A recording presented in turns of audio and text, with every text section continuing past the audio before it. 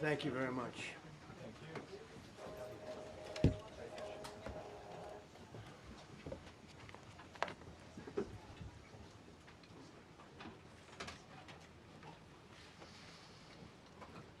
It's a great honor to be with you, and happy Easter. We had a great Easter. This is one of our better Easters, I think, in a lot of different ways. I can say militarily, it's been one of the best. So, good afternoon. We have quite a bit to discuss. We'll go into pretty good detail. And we have the people that are most involved. We'll give you exactitude. And we're here today to celebrate the success of one of the largest, most complex, most harrowing combat searches. I guess you would call it a search and rescue mission ever attempted by the military. Generally, when planes are knocked down in war, especially when you're fighting a strong group, an evil group, you can't really do this because you send in 200 men to pick up one, and it's something that's usually not attempted as much as you want to attempt. And bad things happen to that one or two. And in this case, we did two, and it might not have been attempted before, but we did. And we had great talent. We got a little luck too, I would say. And we were helped by a lot of people, a lot of great people. And it was an honor to be involved with it. It's very historic. This is a rescue that's very historic. It'll go down in the books. Late Thursday night, an American F-15 fighter jet went down deep inside enemy territory in Iran while participating in Operation Epic Fury, where we're doing unbelievably well, well at a level that nobody's ever seen before. The entire country can be taken out in one night, and that night might be tomorrow night. Both members of the crew ejected from the aircraft and landed alive on Iranian soil. I immediately was asked to make a decision. I ordered the U.S. Armed Forces to do whatever was necessary to bring our brave warriors back home. A risky decision, because we could have ended up with 100 dead as opposed to one or two. It's a hard decision to make. But in the United States military, we leave no American behind. We don't do it. Within hours, our armed forces deployed 21 military aircraft into hostile airspace, many flying at very low altitude, being shot by bullets. You bring rifles into play when you're going that low, but there are also certain advantages.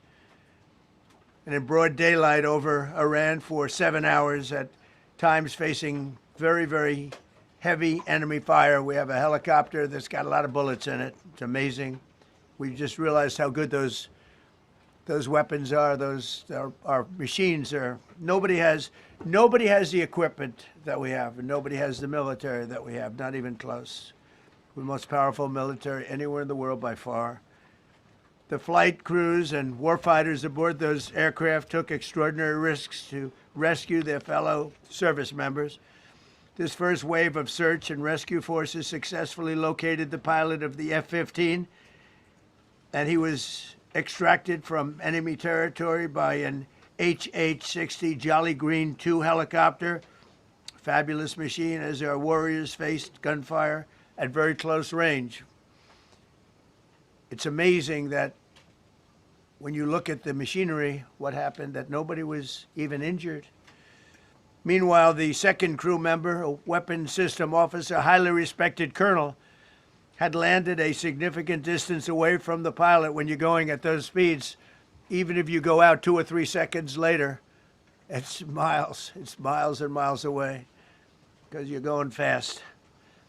He was injured quite badly and stranded in an area teeming with terrorists from the Islamic Revolutionary Guard Corps rough group, as well as besieged militia and local authorities. Many, on top of everything else, they told the communities actually within inside of Iran, the people of Iran, they were given a tremendous incentive to find this pilot.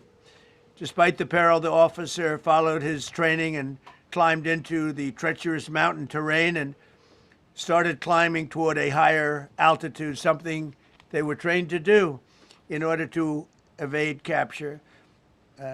They want to always go as far away from the site of the shoot down. You want to go as far away because they all head right to that site. You want to be as far away as you can. And he was injured, and he was an amazing, amazing thing. He scaled cliff faces, bleeding rather profusely, treated his own wounds, and contacted American forces to transmit his location. They have a very sophisticated beeper-type apparatus that is on them at all times. And when they go out on these missions, they make sure they have lots of battery space and they're in good shape.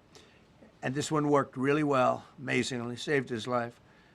We immediately mobilized a massive operation to retrieve him from the mountain holdout, and he kept going higher and higher. The mountain kept getting rougher and rougher, and really very, very hard to find. The second rescue mission involved 155 aircraft, including 4 bombers, 64 fighters, 48 refueling tankers, 13 rescue aircraft, and more. We were bringing them all over, and a lot of it was subterfuge. We wanted to have them think he was in a different location because they had a vast military force out there. Thousands of people were looking. So we wanted them to look in different areas, so we were scattered all over like we were right on top of them. We had 7 different locations where they thought, and they were very confused. They said, well, wait a minute, they've got groups here, they've got groups there. It's an amazing thing. I was listening to these great people, these great generals. General Raisin Kane was amazing, and Pete Hegseth was amazing. But I listened to the whole thing. It was pretty amazing. So they had all these different sites where everybody thought he was located. We think we have him over there because they have 9 planes circling a little area that's 25 miles down the coast. So in a breathtaking show of skill and precision, lethality and force, America's military descended on the area, the real area, engaged the enemy, rescued the stranded officer, destroyed all threats, and exited Iranian territory while taking no casualties of any kind. The heroic F-15 weapons system officer had evaded capture on the ground in Iran for almost 48 hours. That's a long time when you're in tough shape and when you're bleeding. It's a long time. When we left, as you probably know, we had 2 large planes, pretty old planes. It carried a lot. We needed a lot more equipment going in than coming out, obviously, because going in, we needed to be able to scale mountains. And we had a lot of equipment. But the sand was sandy, wet sand. So we thought there may be a problem taking off because of the weight of the plane. And then we also had all the men jumping back onto the planes. And they got pretty well bogged down. And we had a contingency plan, which was unbelievable, where lighter, faster aircraft came in, and they took them out. We blew up the old planes. We blew them up to smithereens because we had equipment on the planes that, frankly, we'd like to take, but I don't think it was worthwhile spending another 4 hours there taking it off. So we didn't want anybody to have, we have the best equipment anywhere in the world. We didn't want anybody examining our anti-aircraft and other equipment. So these were large planes that were old and pretty old, and we blew them up. And we had faster, lighter planes come in, and they were able to land on the sand. We needed the bigger planes because we had so much equipment that we needed. We took 3 helicopters over there, which were very strongly used and couldn't have lived without them. They did, and they performed unbelievably well. And if you'd see it, you wouldn't believe it. They came off the plane, and these guys had them, the rotors were off. They rebuilt these helicopters in less than 10 minutes. And that was one of the more amazing things. These are helicopters, small, unbelievably powerful, but small, very small, so it can get into certain areas. And they got them off the plane, and they rebuilt all 3 of them in a matter of I would say less than 10 minutes. It's pretty amazing what the genius of these people. Who would think that? You'd think it would take 5 days to build them. And in some companies, it would take 5 days, and they wouldn't do it well. But they served us well. As Commander-in-Chief, I never forget the extraordinary risk taken by the warriors that we send into battle and the genius. I mean, think of it, having a contingency of 3 planes waiting because we think the sand is so bad that we probably won't be able to take off. And the planes really got bogged. This was not much of a runway. This was a farm, not a runway. It's a farm, but it did the trick. But to have a contingency as opposed to having to wait 2 days, can you imagine right in the middle? This was central. This was right, you would call it central casting if you were doing a movie for location. And probably the toughest area of Iran where we'd be sitting there. So these planes came in, those pilots came in so fast and so quick and got out of there. Everybody got aboard and just got 15-minute intervals. One load out, one load out. One load out. It happened, and we were watching, and we said, "That's amazing." In many ways, I was almost more impressed by the contingency that we had than the fact that if we would have had a runway or decent soil. But it was an amazing thing. But we thank God for every single one of them and the talent, the genius. Is not even talent; it's genius. It's the whole ball game. Every one of them. If you look at what we did with Maduro, we went into a military compound, a massive, with thousands and thousands of soldiers, and within a matter of minutes, and he lived behind iron doors. There were steel doors, broke them down so quickly, and within almost minutes, he was in the back of these planes. It was a similar group, incredible. We have incredibly talented people. And if the time comes, we move heaven and earth to bring them home safely. We're going to bring our people home safely. I want to thank every member of the U.S. Armed Forces involved in these historic operations. They really were historic. It's just not something that's done. And you'd understand it. Not that they don't want to do it, but when you're going into areas, when you look at these helicopters, when you look at the amount of bullets and everything else that they took, when you go into these areas, you don't come out like we came out. God was watching us. I tell you, well, it was the Easter, we were in the Easter territory, I guess, but God was watching us. It's amazing. Because when you look at the machinery, they took damage. It tells you, first thing I said is, these are unbelievable machines, how they flew back and not even much of a problem. But these 2 extraordinary rescues, because it was 2, and as you probably know, we didn't talk about the first one for an hour, and then somebody leaked something, which we'll hopefully find that leaker. We're looking very hard to find that leaker. And talked about there's somebody missing. They basically said that we have one and there's somebody missing. Well, they didn't know there was somebody missing until this leaker gave the information. So whoever it was, we think we'll be able to find it out because we're going to go to the media company that released it, and we're going to say, national security, give it up or go to jail.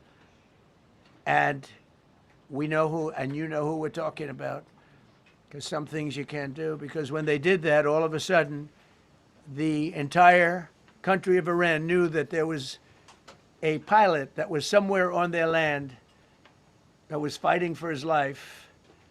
And it also made it much more difficult for the pilots and for the people going in to search for him. All of a sudden, they know that there's somebody out there. They see all these planes coming in. It became a much more difficult operation because a leaker leaked that we have one, we've rescued one, but there's another one out there that we're trying to get. So actually, the country, Iran, put out a major notice, you all saw it, offering a very big award for anybody that captures the pilot.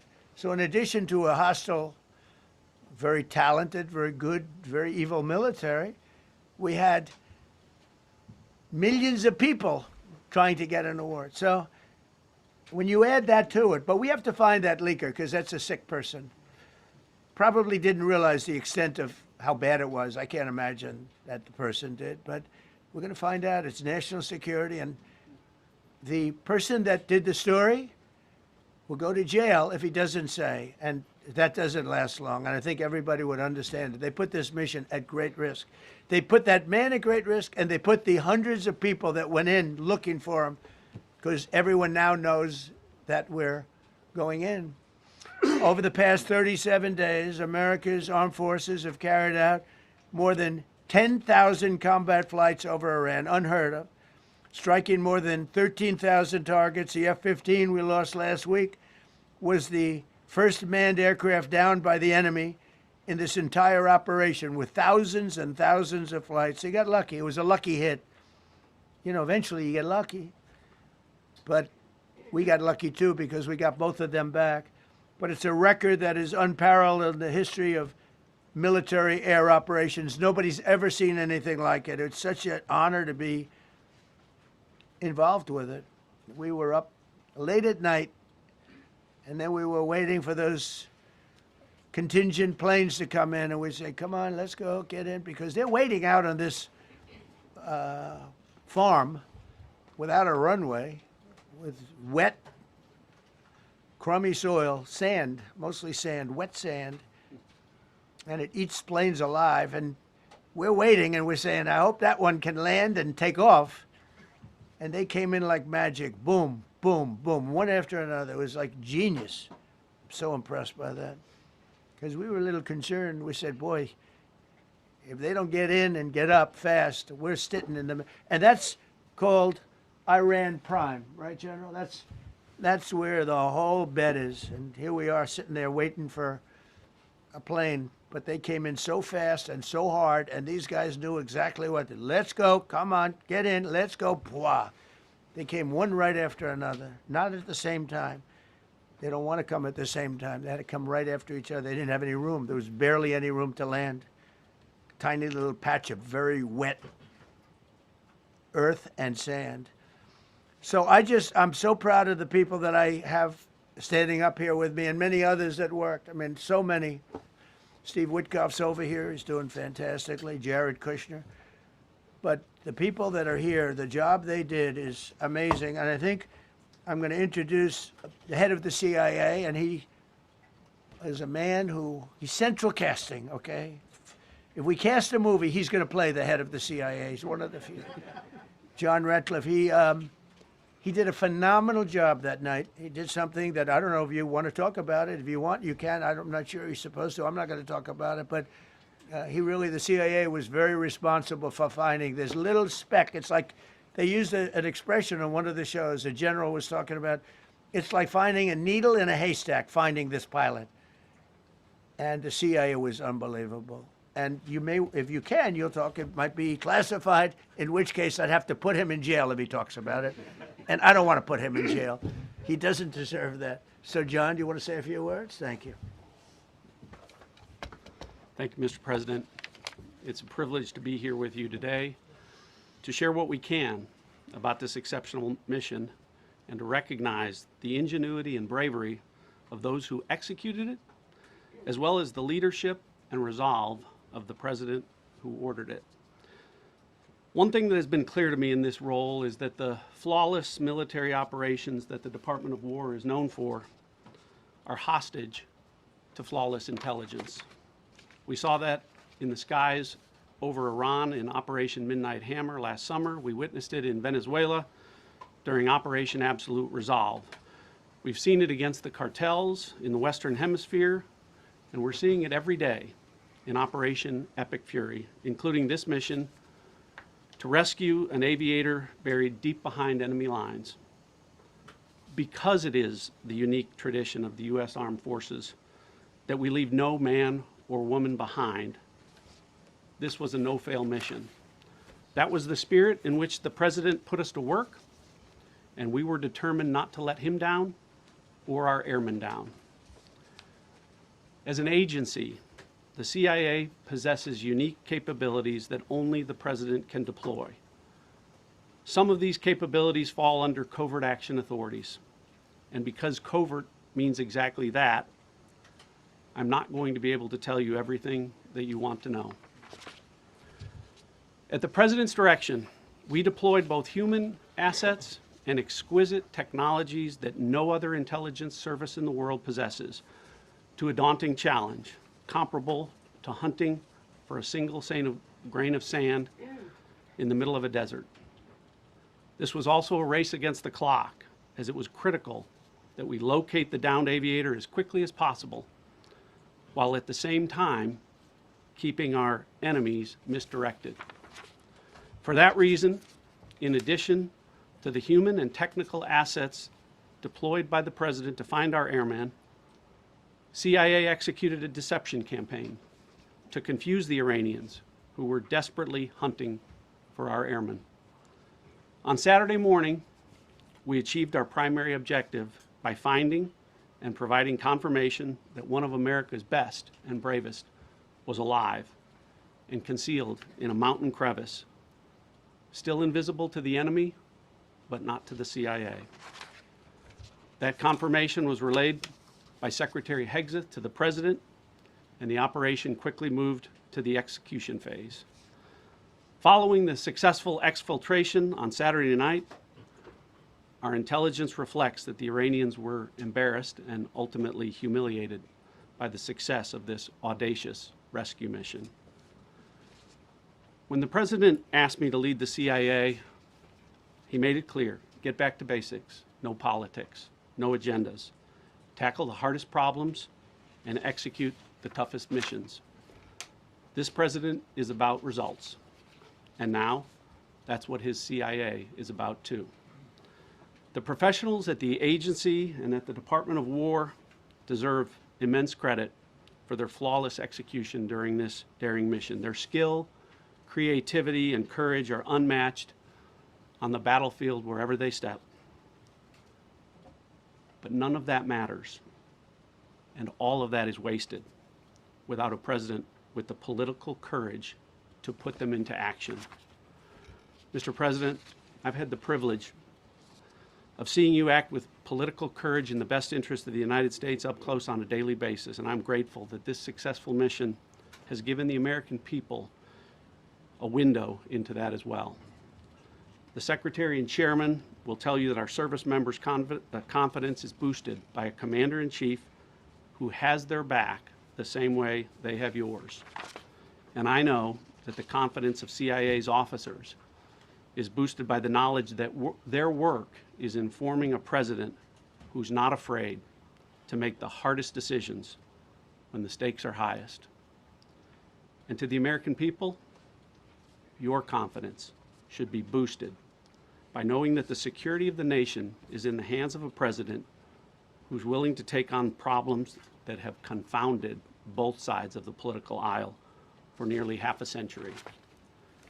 It is an honor to serve under a leader who just proved that you can believe him when he says, no matter what, we will leave no one behind. We will come for you. Thank you.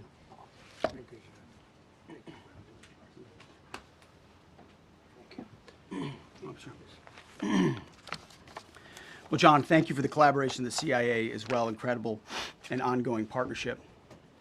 Ladies and gentlemen, fellow Americans, and especially the brave warriors in our armed forces, over this Easter weekend, the United States military has once again proved why we possess the greatest fighting force the world has ever known. In two extraordinary combat search and rescue operations deep inside enemy territory in Iran, our warriors executed missions of breathtaking skill, courage, and precision. When our warriors are unleashed, as this president has allowed them to be, they are unstoppable. When American airmen were down behind enemy lines, our forces and our president did not hesitate. Special operators supported by elite air crews and intelligence professionals moved swiftly and decisively into treacherous mountain terrain under the constant threat of Iranian forces closing in. Ultimately, it was an impotent Iranian threat. And today, as the CIA director mentioned, Iran's military, and we know this, is embarrassed and humiliated, and they should be. Now, these are not routine operations. They were high-risk, high-stakes missions conducted in the heart of enemy territory. This was not just barely into Iran. This was deep into Iran. involving coordinated strikes to suppress threats, deception tactics to protect our teams, and full synchronization across air, ground, and special operations. The Iranians are still asking themselves right now, how did the Americans do this? One downed airman evaded capture for more than a day, scaling rugged ridges while hunted by the enemy. When he was finally able to activate his emergency transponder, his first message was simple and it was powerful. He sent a message, God is good. In that moment of isolation and danger, his faith and fighting spirit shone through. You see, shot down on a Friday, Good Friday, hidden in a cave, a crevice, all of Saturday, and rescued on Sunday. Flown out of Iran as the sun was rising on Easter Sunday. A pilot reborn, all home and accounted for, a nation rejoicing. God is good. Despite incoming fire and unforgiving conditions, our troops brought every American home. No American lives were lost. We leave no man behind, and that is not luck. It's the result of unmatched training, superior technology, an unbreakable warrior ethos, and sheer American grit. Our special operators, pilots, and support crews performed with near perfection under fire, and they were lethal. Just ask any Iranian soldier who dared attempt to get anywhere near that pilot before or during that mission. Death from above. Our troops turned a potential tragedy into a resounding demonstration of American resolve and capability. That's what excellence in uniform looks like. But make no mistake about it, none of this would have been possible without the courageous leadership and ironclad determination of President Donald J. Trump. From the moment our airmen went down, President Trump made it clear we will leave no one behind. The first mission, the first of two, was an audacious daylight thunder run right up the middle. It was authorized in less than 2 hours from that pilot going down when we knew where he was. And it was authorized in the middle of the night because anybody that's worked for this man knows he's up in the middle of the night. Authorized immediately, without hesitation, audaciously. The second mission, as soon as we knew where that pilot was, and John was certainly helpful in that, also executed immediately. You know, I looked up at my screen when the final mission was complete inside our SCIF, our secure facility.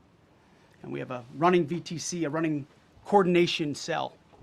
And the top of it read 45 hours and 56 minutes. For 45 hours and 56 minutes, we held that call open for coordination. From the moment our pilots went down, our mission was unblinking. The call never dropped, the meeting never stopped, the planning never ceased.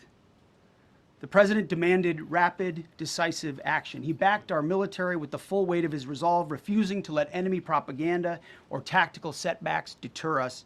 His leadership ensured that every lethal and non-lethal resource was brought to bear, that our forces had the authorities and the support they needed to succeed. When the president says he has the backs of our warfighters, he means it. And it means a great deal, and it's a big difference on the battlefield. President Trump understands that peace through strength is not a slogan. It is a doctrine that saves American lives. His unwavering commitment to rebuilding our military and restoring the warrior spirit has paid dividends in missions just like this one. Under his command, America projects power with confidence and brings our people home with victory. And that continues today, by the way. Per the president's direction, today will be the largest volume of strikes since day one of this operation. Tomorrow, even more than today. And then Iran has a choice. Choose wisely, because this president does not play around. You can ask Soleimani, you can ask Maduro, you can ask Khomeini. To those heroes who planned and executed these rescues, your nation stands in awe. I stand in awe. The chairman stands in awe. We all stand in awe of your professionalism and bravery. We serve for you. You embody the very best of America. To the rescued airmen and their families, welcome home. Your courage and endurance, the quiet declaration of faith amid the storm inspires us all. God is good every day. And to our adversaries watching from Tehran, let this be a clear message. The United States military will go anywhere, at any time, to protect our own and complete the mission. We execute with precision. We control the skies. You see, we flew for 7 hours in daylight over Iran to get the first pilot. And we flew 7 hours in the middle of the night to get the second. And Iran did nothing about it. We fight with honor, and under President Trump's leadership, we win. So God bless our troops, God bless President Trump, and God bless the United States of America. Thank you. Well, good afternoon, everyone. Thank you, Mr. President. Thank you, Mr. Secretary. A note before I start, I know many of you want specific details in these briefings. We will share what we can, but I will retain what I must in the event that we have to go do this again sometime. And I cannot stress the importance, as the President said, around operational security. The Secretary and I will do a more detailed briefing tomorrow morning, and we look forward to sharing the details that we can. On Thursday, 2 April at 10:10 p.m. Eastern Time, 4:40 in the morning, local Iran time, the Joint Personnel Recovery Center, which handles the Central Command area of responsibility, declared an isolated personnel recovery event for a U.S. Air Force F-15E Strike Eagle, call sign Dude 44, which was down in hostile Iranian territory. The pilot and weapons system officer had both safely ejected and were isolated behind enemy lines. Following confirmation of active rescue beacons and on the direction of the Secretary and by order of the President, a rescue operation was launched with the stated purpose of bringing both Americans home safely. As the Secretary said, several hours later on the morning after positively locating the front seater, call sign Dude 44 Alpha, and aware of an aggressive ongoing search by the enemy, a U.S. Central Command plan was approved by the Secretary and the President. Shortly thereafter, a U.S. Air Force Combat Search and Rescue Task Force, comprised of A-10 Warthogs in their Sandy role, and I'll describe what that is in a minute, HC-130 Combat King IIs, HH-60 Jolly Green II helicopters, and Air Force Special Warfare Airmen, a package comprised of combat rescue officers and pararescueman operators, audaciously penetrated enemy territory in broad daylight to find, fix, and recover Dude 44 Alpha from behind enemy lines. This was an incredibly dangerous mission, an incredibly dangerous undertaking, but a filled promise made to every American warfighter that you will not be left behind. We will always come find you, and we will always bring you home. Over the next hours, the Search and Rescue Task Force crossed the beach, entered into Iranian airspace, protected by a fighter strike package, and moved into the objective area, all under fire. En route, as some of you have seen on social media, the helicopters took gas off the C-130s and pressed onward and forward up into the objective area. While this was ongoing and out in front of them, the Sandy flight of A-10s and other remotely piloted aircraft, drones, and other tactical aircraft were violently suppressing and engaging the enemy in a close-in gunfight to keep them away from the front seater and allow the pickup force to get into the objective area. During this engagement, one of the Sandy aircraft, the one primarily responsible for communicating with the downed pilot, was hit by enemy fire. This pilot continued to fight, continued the mission, and then upon exit, flew his aircraft into another country and determined that the airplane was not landable. This was one of our A-10 Sandy aircraft. The pilot then made the decision to eject over friendly territory and was quickly and safely recovered and is doing fine. After picking up Dude 44 Alpha, the HH-60 Jolly Green fight was engaged by every single person in Iran who had a small arms weapon. And one of the aircraft, the trailing aircraft, took several hits. The crew sustained minor injury, and they are going to be fine. A note for those of you that do not know what a Sandy does. Named after the flight call sign that did this very mission in Vietnam, flying A-1 Sky Raiders and A-7 Corsairs. A Sandy has one mission: get to the survivor, bring the rescue force forward, and put themselves between that survivor on the ground and the enemy. They are committed to this. This is what they live for, and this is what they've trained for over many, many years. The A-10 force and the rescue force did a fantastic job rescuing Dude 44 Alpha. He was recovered Friday afternoon.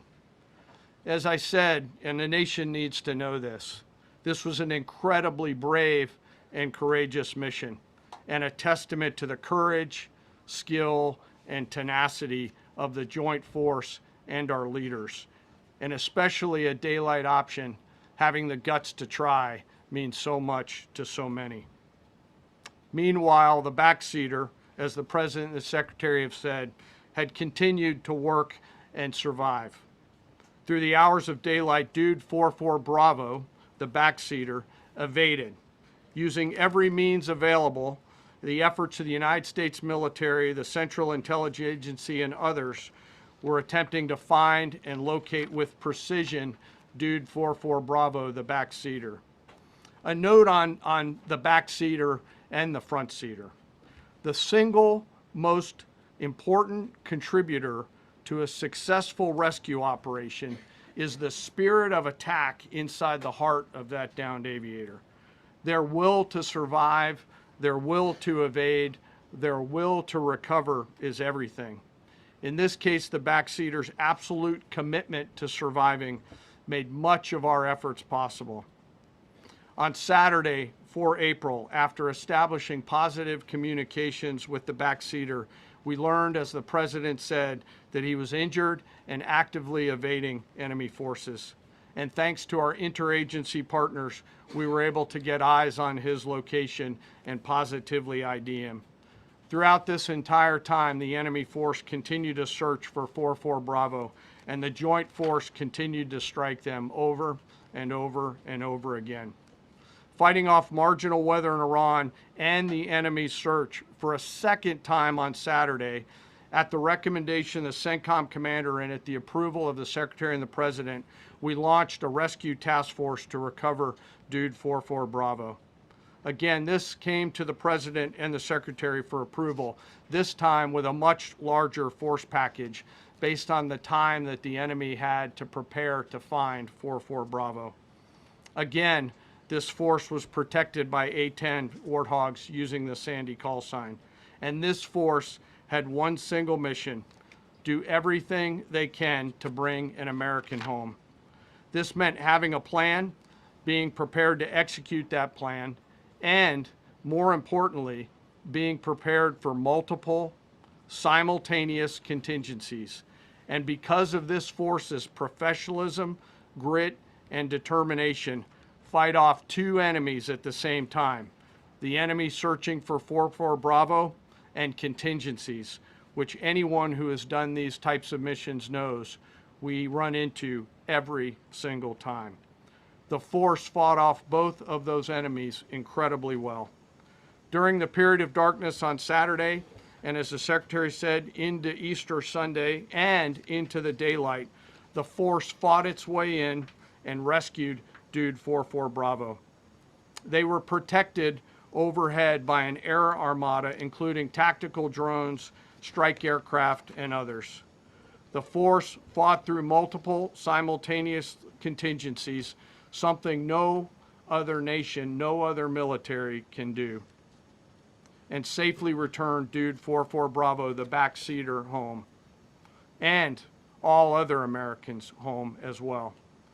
At midnight 12 local Eastern time, Easter Sunday, more than 50 hours after the start of this operation, the joint personnel Recovery Center declared Dude 44 Bravo, both the front and back seater, returned to friendly territory.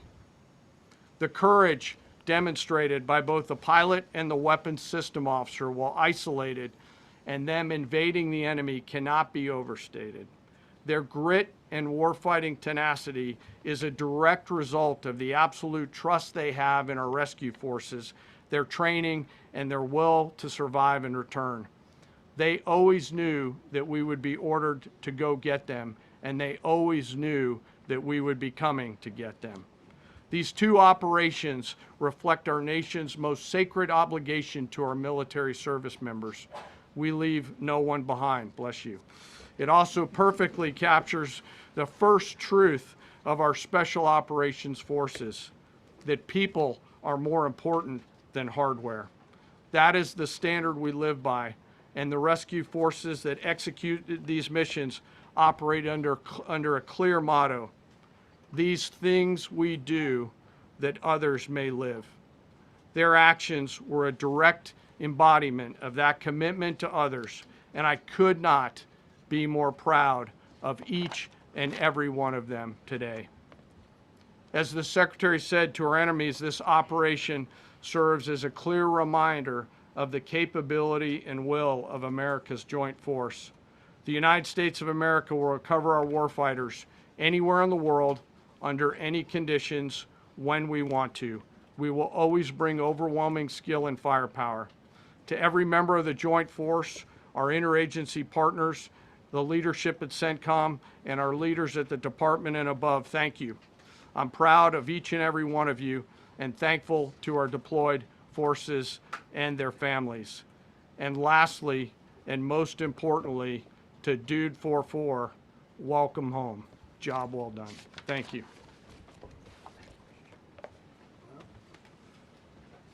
Pretty amazing, pretty amazing.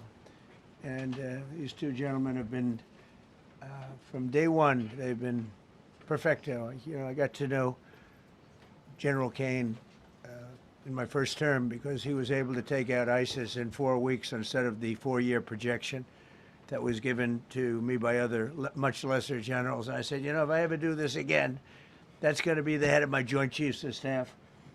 And we worked it that way, didn't we? It's amazing. He took out ISIS.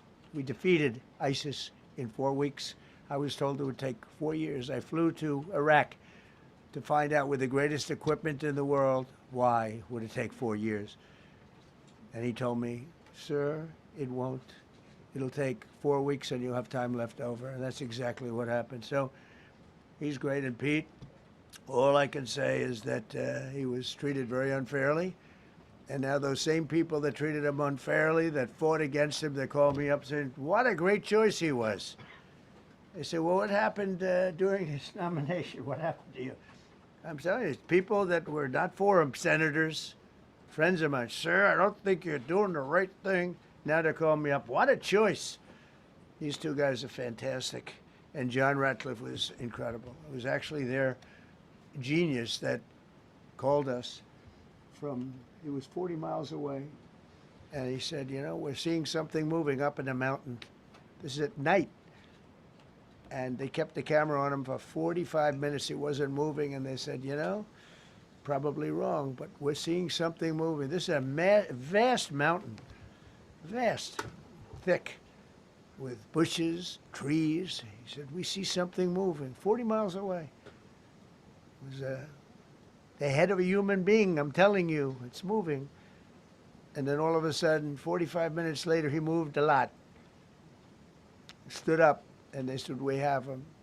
And that was really the beginning of something incredible. We had an idea where he was, but not specifically. That's a big mountain. So I want to thank the CIA, too. I don't think they get enough credit for the great job they've done. Yes, please. Thank you very much, Mr. President, for this great opportunity. Country, it has super army. You make a difference, Mr. President. Thank you for your greatest leadership. Thank you. I have 2 quick questions, Mr. President. What was your reaction when you learned that Kurdistan region had resumed exporting oil to the international market with your support as United States of America? Well, I expected that. We've gotten along with the Kurds for a long time, so I expected that. Another question, what would be your reaction if the Iranian people rise up against their regime during a ceasefire, Mr. President? Well, they should do it, but again, the consequences are great. I mean, they were told if you protest, you will be shot immediately. You saw what happened to the young wrestler. He was a great champion, by the way. He was a great wrestler, one of the top in the world. And he and his two friends were hung. And all they did was say a little bit about liberty. They wanted liberty, and they were violently executed. But the number is up to probably 45,000 people were killed. So, you know, when somebody stays in a house, when they know if they walk out of the house to protest, they'll be immediately shot and killed. And they issued that, you know, that was publicly issued. It's not a secret. That's why so many people say, oh, well, why are you doing this way? We can't let Iran have a nuclear weapon. You know, we got regime change. We do. We're dealing with a much different regime than before. We're dealing with different people. They're smarter. I think they're sharper and far less radical.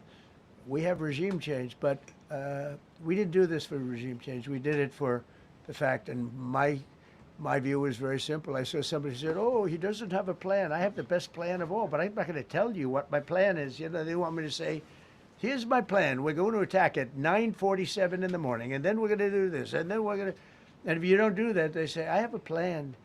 These people know what the plan is. Everybody here knows what the plan is, but it's very unfair to say we don't, because I don't mind being insulted. I've been insulted for many years by the fake news, but you can't.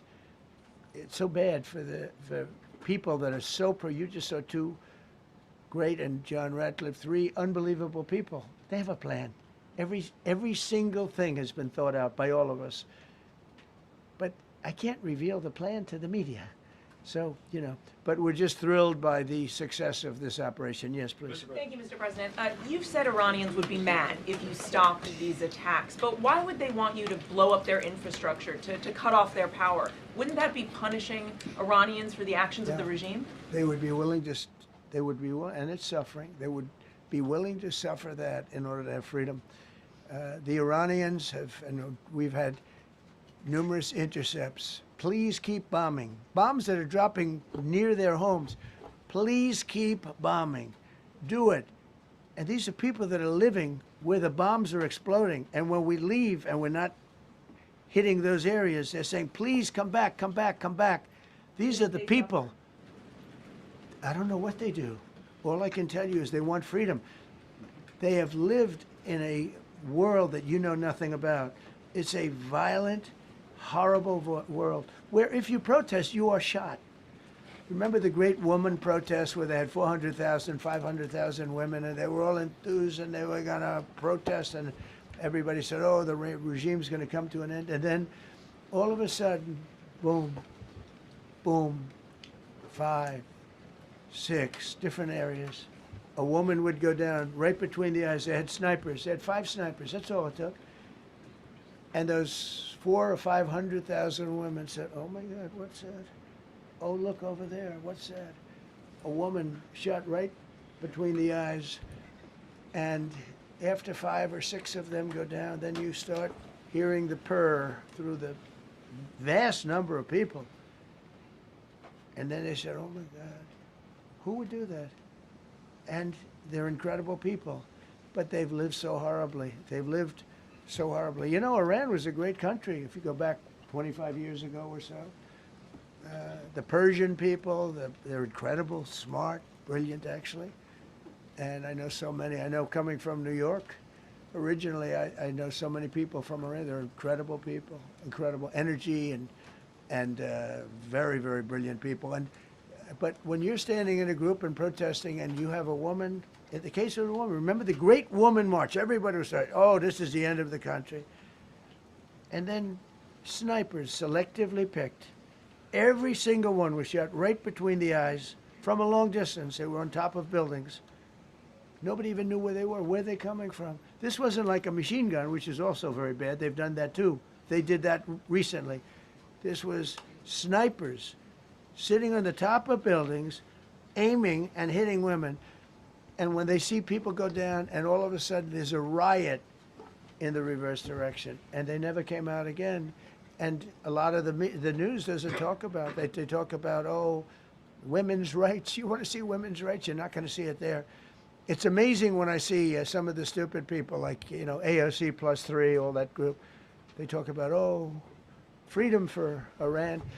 They don't tell you the real facts. Women, men, gays. How about gays for Iran? They kill the gays. They throw them off buildings. So I wonder what's going on. I can only say this. They want us to keep bombing, even if it jeopardizes, because their life is in much greater danger. They want freedom for Iran, but it's very hard for them to protest. I actually tell them, I said, don't go out. I fully understand. Nobody in this room would go out. I don't think there's any, because frankly, it's not a question of bravery. We're all brave, right? You're brave, I'm brave, we're all brave. But we're also intelligent. If you have people shooting at you, expert shots with the best rifles you can get, and hitting you right between the eyes every single time, and you're looking here and you're seeing and you're looking here, you're out of there. I don't care who it is. Please. Mark Meredith, Fox News. I know that. Oh, thank you. How would I not know that? Go ahead. America's watching. No. Good job. Can we go back to the weekend? First off, was everyone on board with the operation, or were there people that were trying to talk you out of going through with the operation this weekend? Not everybody was on board. Somebody else within No, you? there was military people, very professional, that preferred not doing it. These two were totally on board, which was very important. If they weren't, I would have had a little difficulty. But no, there were military people that said, you just don't do this. You don't go into the heart of a very powerful military. This is, hey, you have countries and countries. You have some countries where military is not their strong suit. This whole thing is militarized like nobody's ever seen before. Half the people are wearing uniforms. And we had people within the military. Usually it's not done. That's one of the reasons. I was surprised. Somebody said it's the only time it's ever been done. I said, that's not possible. But it is possible, because you're going into hundreds of thousands of soldiers along the path. I mean, look at some of the helicopters, how they got hit. So, yeah, there were people within the military that said it's a wise. And don't forget, how many men did you send altogether, approximately, for the operation? I'd love to keep that a secret. Mr. Okay, well, we are. But I will tell you, the number, I'll keep it a secret, but it was hundreds. And hundreds of these people, it's pretty good. Is he central casting? But hundreds of people went into this journey. Hundreds of people could have been killed. Forget about the equipment, a lot of equipment, nobody cares. Hundreds of people could have been killed. So we had people that were within the military that said this is not a wise, and I understood that, but I decided to do it. Was there a point that that you were thinking there's too much on the line, and somebody was saying maybe we abort this now and wait? I mean, given the resource, like the general said, it seemed like there was so much on the line here. You must have been thinking, Well, this could have completely changed So the next the 3 first years. one, which was in many ways as dangerous as the second, I guess it gets, because we're flying over daylight. We're the best at the world at night. We have goggles that nobody, we have goggles, I've tried them, they're unbelievable. I see better with the goggles at night than I see without them during daylight. I mean, daylight today, we have a beautiful day. You see just as well with goggles. In many ways, it's enhanced. So we have the best in the world.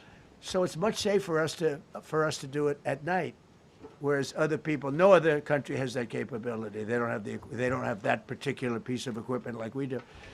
But when I was told flying and in daylight, I think we flew 7 hours over Iran, and that's a long time, over unbelievably hostile territory, where they have nothing but weapons.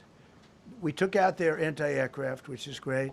We took out their radar, which is great. We took out a lot, but they still have, what hit this one was a handheld shoulder missile, heat-seeking missile. So it's not like, they're totally whatever. And they had probably a little luck, because you got to get lucky. But they shot it, and it got sucked in right by the engine. But these guys were out of there. They were great. Their timing was great. But no, I was told that this is a very dangerous mission. I understand. They didn't say it's a foolish mission. They said, we're going to be sacrificing hundreds of people do this. This is, I mean, you have tankers that are flying over this area so that the flight was so long they had to refuel. It's a very dangerous mission. I just felt it was worth it. If you would have told me that we would have been successful, gotten both, and nobody was even essentially injured, I would have said that would be impossible. Yeah, please. Mr. President, thank you very much.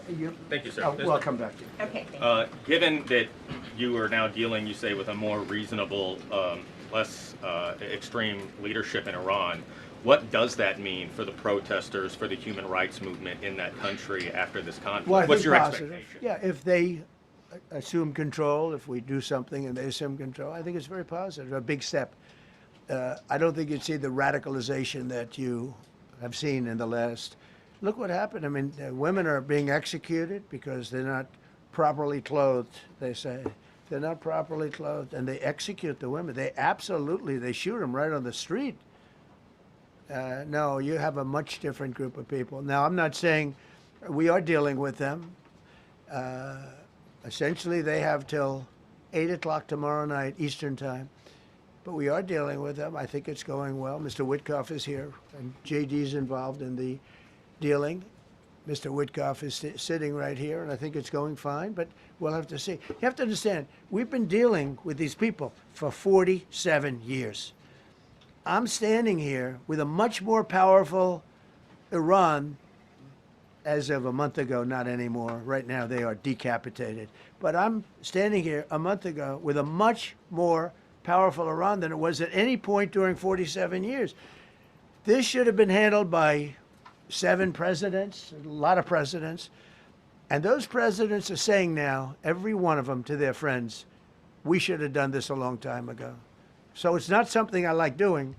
It's very dangerous, and we're getting them at the height of their strength. If I didn't terminate the Barack Hussein Obama Iran nuclear deal, they would have had don't forget, that was a path to a nuclear weapon. Remember this. He chose Iran over Israel, pure and simple.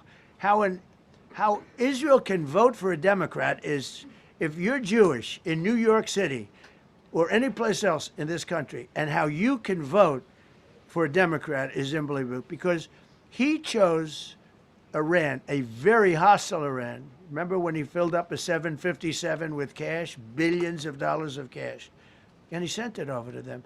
Then they gave them tens of billions of dollars.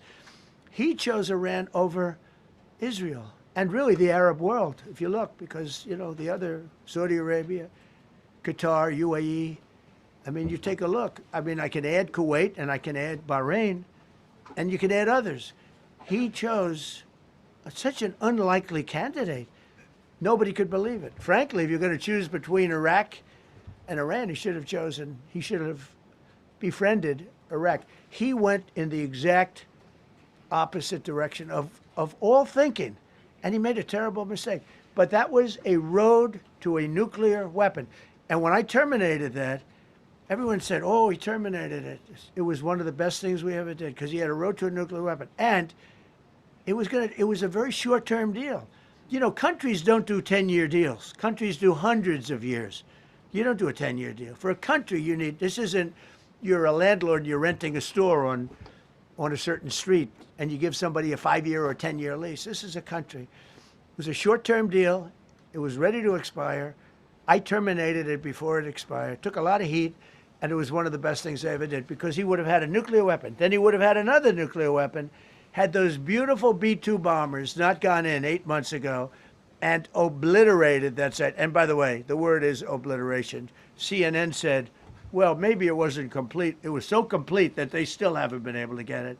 It was obliteration. But if we didn't hit them, that was a courageous decision too, because we had all those planes flying in at night with very little cover, unbelievable stealth planes, and they were able to do their job. If we didn't do that, Iran would have had a nuclear weapon at a high level, either one of those two instances. And if they did, in my opinion, I told this to Bibi Netanyahu yesterday, Israel would have been extinguished. Large portions of the Middle East would have been extinguished, whether it's Saudi Arabia, Qatar, UAE, or others. And you saw that with thousands of missiles raining down upon them. They didn't think they were going to be hit. They thought they'd be watching us fight. And all of a sudden, UAE got hit by 1,500 missiles. He would have taken them out also. And they were powerful. If I didn't come along and terminate the Obama deal, which was terrible, the Iran nuclear deal was a road to a nuclear weapon, a big one, unlimited, legally. I terminated it without even much thought. It was so easy. I terminated that, and then the B-2 bombers. And I did one other thing. I had killed Qasem Soleimani, who was an evil genius. And the reason I did it, I heard he was going to knock out 5 of our military bases. And had he lived, I believe we would be fighting perhaps a different Iran right now, because he's never been replaced, you know. And I did one other, but this one was not picked up. Osama bin Laden. If you read my book, I said you got to take him out 1 year before the World Trade Center came down. So I wish you'd read the book. But you, as a president, to be a good president, I believe you have to have good instincts. And a lot of this is instinct. Yeah, please. Thank you so much for taking my question, Mr. President. Mr. go ahead, President, last week you suggested that Europe should take the lead on reopening the Strait of Hormuz. Has circumstances changed now that you're issuing a direct 48-hour ultimatum? And secondly, would a new ceasefire include Israel, or would it just be between Iran I can't and the talk US? about ceasefire, but I can tell you that we have a active, willing participant on the other side. They would like to be able to make a deal. I can't say any more than that. But they'd like to You've listed the goals. Excuse me. Please, go ahead. You've listed Thank the you, Mr. goals. President. Who you with? Who you with? My name is Dia Kurd. I'm with the largest Kurdish media outlet, Rudaw Media Network. It's based in Iran. Go ahead. Mr. President, you said before that you don't want the Kurdish forces to enter Iran and be harmed. Do you still want them to stay away? Or what role do you expect them to play now? I'd rather have them stay away. And then, I'd rather have them stay away because I think they bring with them some problems and some difficulties. And I don't think they bring death. I mean, you know, to themselves. But I'd rather have them stay away. Go ahead. Thank you, Mr. President, for the question. Deliberate attacks on civilian infrastructure violate the Geneva Conventions and Who you international with? law. Who you with? I'm with the New York Times. Zolan from the New York Times. Are you The failing. Are you concerned? Circulation way down at the New York Times. Are What's you going on with concerned it? that your threat to bomb power plants and bridges amount to No, war not at crimes? all. No, I'm not. I hope I don't have to do it. But again, I just said 47 years they've been negotiating with these people. They're great negotiators. And because they're not going to have a nuclear weapon. And if somebody that takes my place someday is weak and ineffective, which possibly that will happen because we had numerous presidents that were weak, ineffective, and afraid of Iran, we're never going to let Iran have a nuclear weapon. And if you think it's okay for people that are sick of mind, that are tough, smart, and sick, really sick, from a policy standpoint, from a any which way you want to say, mentally, these are disturbed people. If you think I'm going to allow them, and powerful and rich, to have a nuclear weapon, you can tell your friends at the New York Times, not going to happen. It means violating international law. Quiet. You no longer have credibility at the New York Times. Because the New York Times said, oh, Trump won't win the election, and I won in a landslide. I won every swing state. New York Times said, oh, Trump won't win the election. New York Times has no credibility. The credibility they have is it used to be all the news that's fit to print. The old gray lady, it was great, but they're running on past fumes, and you can't keep doing that. You have to be able to give the correct news. And people like you, who I know, are fake. You're fake. Go ahead, please. Your messaging on the war has moved from the war is coming to an end to war going to be bombing Iran to the Stone Ages. Right. And we've heard a range of those kind of messages. So which is it? Are you winding this down? Can't tell you. Or are you escalating I can't tell it? you. I don't know. I can't tell you. Depends what they do. This is a critical period. They have a period of, well, till tomorrow at 8 o'clock. I gave them an extension. They asked for an extension of 7 days, right? I said, Steve, give them 10 days. 10 days is up actually today, so I gave them 11, I guess, indirectly. I thought it was inappropriate the day after Easter. I want to be a nice person. They have till tomorrow. Now, we'll see what happens. I can tell you they're negotiating, we think, in good faith. We're going to find out. We're getting the help of some incredible countries that want this to be ended because it affects them also. A lot of people are affected by this. But we're giving them till tomorrow, 8 o'clock Eastern Time. And after that, they're going to have no bridges. They're going to have no power plants. Stone Ages, yeah. Stone Ages. CNN fake news. Are you willing to make a deal that does not include reopening the Strait of Hormuz, or is that now a top priority? I would say it's a very big priority because, see, that's one thing that's a little different than other things. We can bomb the hell out of them. We can knock them out for a loop. But to close the strait, all you need is one terrorist that somehow has a truck loaded with, because you can carry them in trucks, large trucks, a water mine, drop them in the water, and now you tell people that own ships that cost $1 billion to don't worry about the mine. You can do that even just by saying we put mines in the water. So it's not like the rest. We can knock out their military. We already have. We've knocked out their Navy. We've knocked out their Air Force completely. We've knocked out 158 ships in 3 days. We've knocked out even their mine droppers. They don't have any mine droppers anymore, but they put them on other boats, and they could drop them. I'm not even sure they have any mines there, by the way. I'm not sure. I'm personally, they say there might be 8. I don't know. I think there might be none because they're very good bullshit artists. That's why for 47 years they've been bullshitting other presidents, and they haven't done the job. And people are living in hell. You live in that country, they're living in hell. No, I think that 47 years of this stuff is long enough. They're at the weakest point they've ever been. They have no Navy, they have no Air Force, they have no anti-aircraft weaponry, they have no radar, they have no communication. In fact, the biggest problem we have in our negotiation is that they can't communicate. I said to Steve, what are they saying? Sir, they can't communicate. They have no method of communication. So we're communicating like they used to communicate 2,000 years ago with children, bringing a note back and forth. They have no communication. But all I want to see is I want to have a safe world. And you're not going to have a safe world. Israel will be gone. The Middle East will be gone. And then they're coming for Europe. And I have to tell you, I'm very disappointed in NATO. Very. I think that NATO... I think it's a mark on NATO that will never disappear in my mind. You know, they're coming to see me on Wednesday. They're going to say, oh, we'll do this, we'll do that. Now they all of a sudden want to send things, you know. But they said it loud and clear at the beginning when I spoke to UK of all. I would have said they would have been the first because they're the oldest. And I say, yeah, I'd love to have a little help. He said, no, sir, we'd rather wait till you win. I said, I don't need help after we win. They have 2 old broken aircraft carriers, barely work. I said, I guess we can use them. Who the hell knows? I called the general. He didn't even want them. He said, we don't really need them. We got the SS Abraham Lincoln, sir. We don't need them.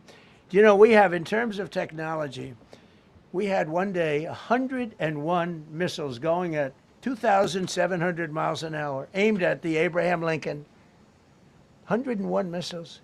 Out of 101 missiles, 101 missiles were shot down. Unbelievable technology. 10 years ago, 5 years ago, I don't know if that would have been possible, but 10 years ago, that wouldn't have been possible. 101 missiles heading to a ship that's not that far off the coast. And out of the 101 missiles, we shot down all 101. We have weaponry.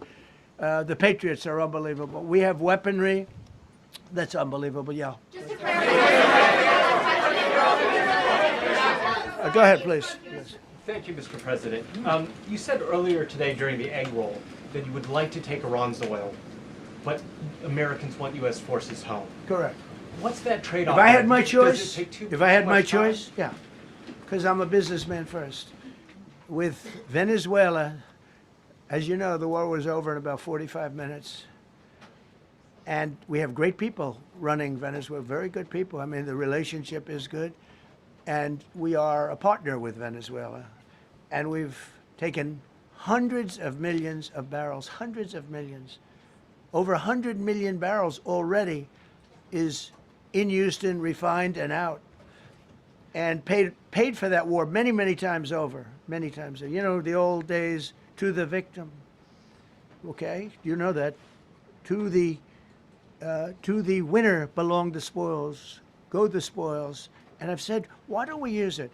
To the victor, go the spoils. And we don't have that. We haven't had that in this country probably in 100 years, because even the Second World War, you look at the Second World War, we didn't have it with the Second World. We helped rebuild all those countries. We rebuilt Germany. How about Germany telling us that, well, it's not their war. We had nothing to do with it. They wanted me to go and tell them everything I was doing. We didn't know anything about it. Well, if I would have told them, they would have leaked it, and we wouldn't have been nearly as successful, possibly, right? But to the victor belong the spoils. So we haven't heard that in, I think, maybe hundreds of years. Now with Venezuela, and we, just so you understand, the people of Venezuela, they say if I ran for president of Venezuela, I'm polling higher than anybody has ever polled in Venezuela. So after I'm finished with this, I can go to Venezuela. I will quickly learn Spanish. It won't take too long. I'm good at language. And I will go to Venezuela. I'm going to run for president. But we're very happy with the president-elect that we have right now, the people that are running it. If you remember Bush with Iraq, they fired the generals, they fired the police, they fired the people that worked in their equivalent of the White House. They fired everybody. And you know what they had? They had a mess. And you know what happened? ISIS formed. Those generals and those soldiers got together, the police got together, they all got together, they formed ISIS. Not going to happen with us. So Venezuela has been an incredible situation. We went in, we were very successful, military power like nobody's ever seen. The general, Venezuelan general said, I was on that site. I said, I've never seen ferocity like that. I've been doing this for 40 years. He said, I've never seen it. They hit us from 17 different, they were all set. They saw that big, beautiful aircraft carrier, the Ford in that case, and planes were pouring off it at 1 o'clock in the morning. So typically when you see that late at night, you know, you could be in trouble, right? And we were all ready. They had their equipment, it was Russian, and they had Chinese equipment. It was all set. They were going to give us a fight. He said, and then they came, and they came at speeds like we've never seen. And they came at 17 different angles. The general and his people, that was a lot of angles. They hit him from every angle. He said, we knew it was over in 3 minutes. We were waiting for them. Their equipment didn't work, and there's a reason it didn't work. Someday we'll explain that to people. They pressed the button, nothing happened. They pressed it again and again, nothing happened. And he said, we knew this whole thing was over in 3 minutes. We've never seen any, he used the word ferocity. The ferocity of these planes from 17 different angles, and it was over. They went inside, and remember, that was on a military base with thousands of soldiers. And those soldiers looked and they said, get the hell out of here. Thousands. We didn't have thousands. We had like 200 people. So we have a great military. And I'll tell you what, somehow this rescue captured the world's attention, more so than normally. You're talking about 2 people.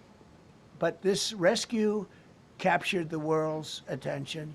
But we did it in Venezuela. That was amazing. And now we have a very bad man in prison and going to trial. I mean, he released, aside from the drugs, which he was terrible, Maduro released hundreds of thousands of people from jails into our country. Drug dealers, murderers, the worst people in the world were released into our country because we had a stupid president who probably didn't know, and we had a border czar who never went to the border and never once called our great Border Patrol agents, right? Not once, Kamala. She never called the Border Patrol. She never said, how we doing? I used to call the Border Patrol guys every day. You can ask them, Paul, ask any one of them. Brandon, ask them all the time, how we doing? How we doing? And we now, I'm proud to say, have a totally sealed border. 9 months, nobody is coming through our border. And nobody even tries because they know they're not going to get through. So we don't have caravans anymore. So maybe 1 or 2 more and we'll be done. Mr. President, are you allowed to, or are you willing to end this conflict with Iran charging tolls for passage through the strait? Us charging tolls? Iran. What about us charging tolls? Is that something you're considering? I'd rather do that than let them have them, right? Why shouldn't we? We're the winner. We won, okay? They are militarily defeated. The only thing they have is the psychology of, oh, we're going to drop a couple of mines in the water, all right? No, we have a concept where we'll charge tolls, okay? I thought you meant us. Your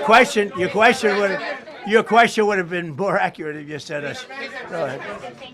So just to clarify, in order for Iran to successfully meet your deadline tomorrow, do they have to make a deal, open the strait, or both? We have to have a deal that's acceptable to me.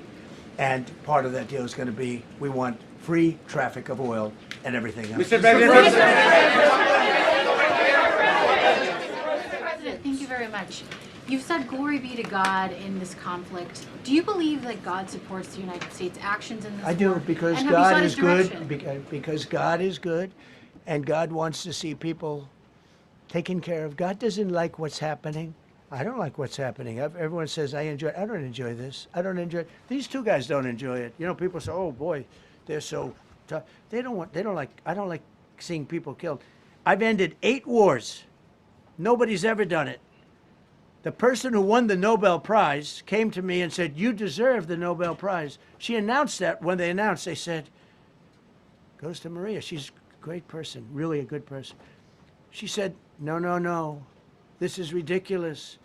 They gave me the Nobel Prize. President Trump ended 8 wars. I could go over every one of them, including India and Pakistan, where the Prime Minister of Pakistan said, President Trump saved from 30 to 50 million lives. That makes me much happier than what we're doing right now. That makes me much happier. We have 1 more to end, by the way.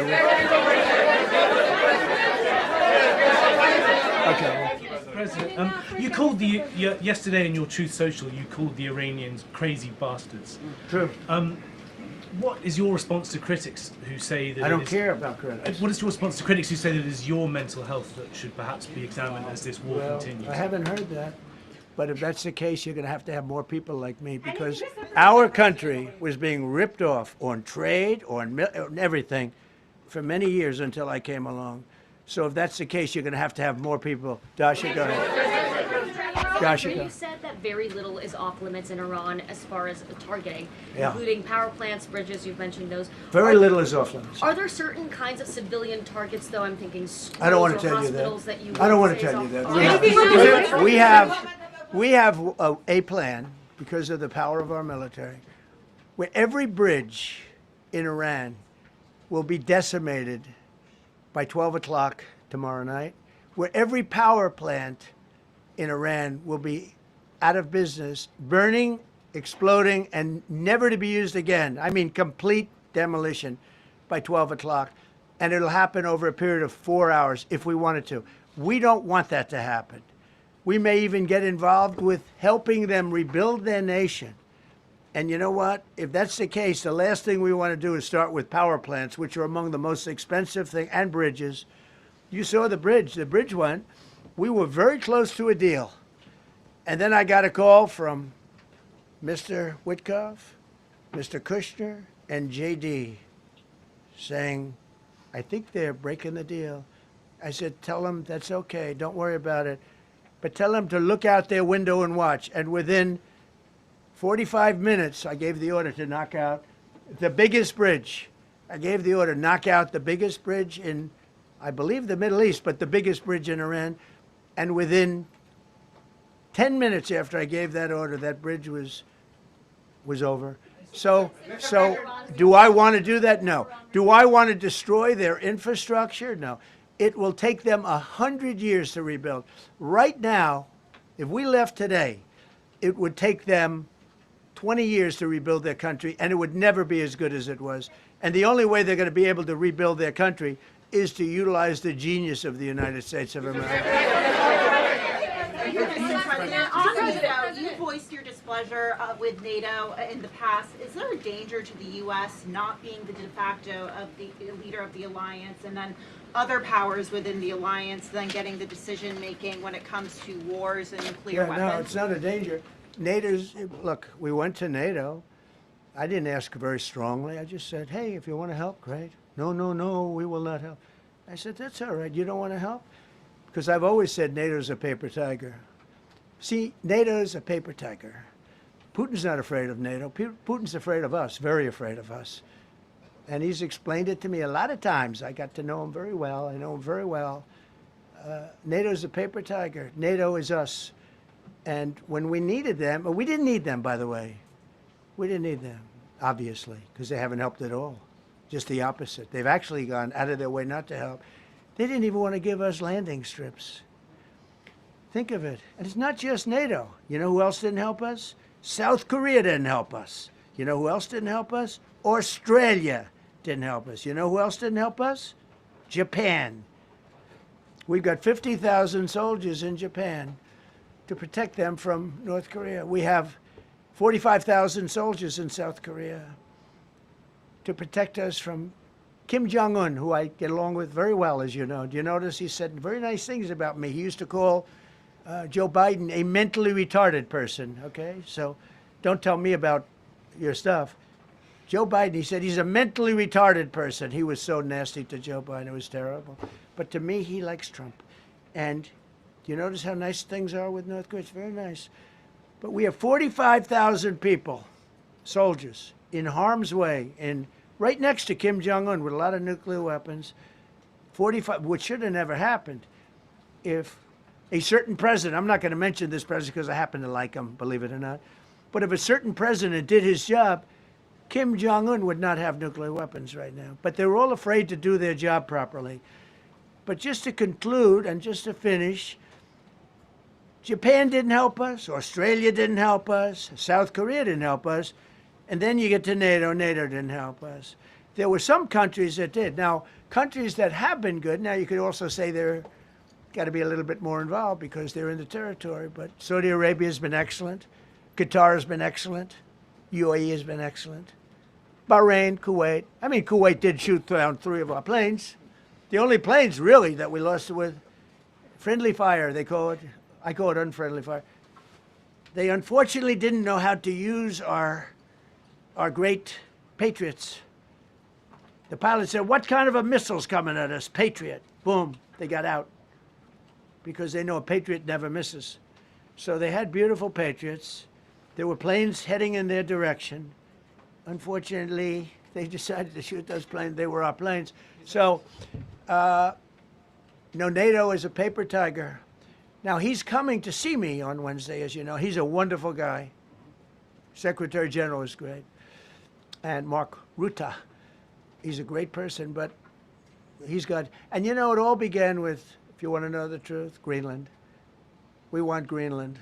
They don't want to give it to us, and I said, bye-bye. Okay, thank you very much, everybody. Thank you.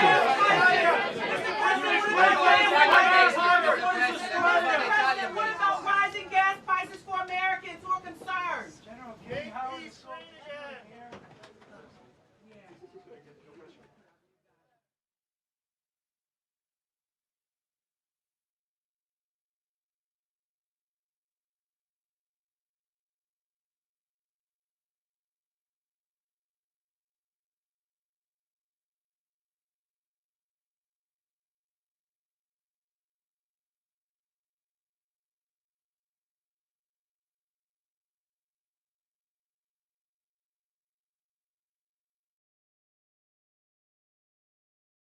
Hello, everybody. It's great to have you. It's a very important announcement.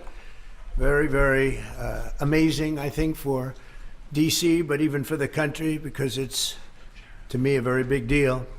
I'd like to thank NFL Commissioner Roger Goodell, Washington Commanders owner Josh Harris, and Washington, D.C. Mayor Muriel Bowser, Secretary Scott Turner, Secretary Doug Burgum, And I see Howard Lutnick is here too, Commerce, and some others that if I could see past the press, I'd name you, but I can't.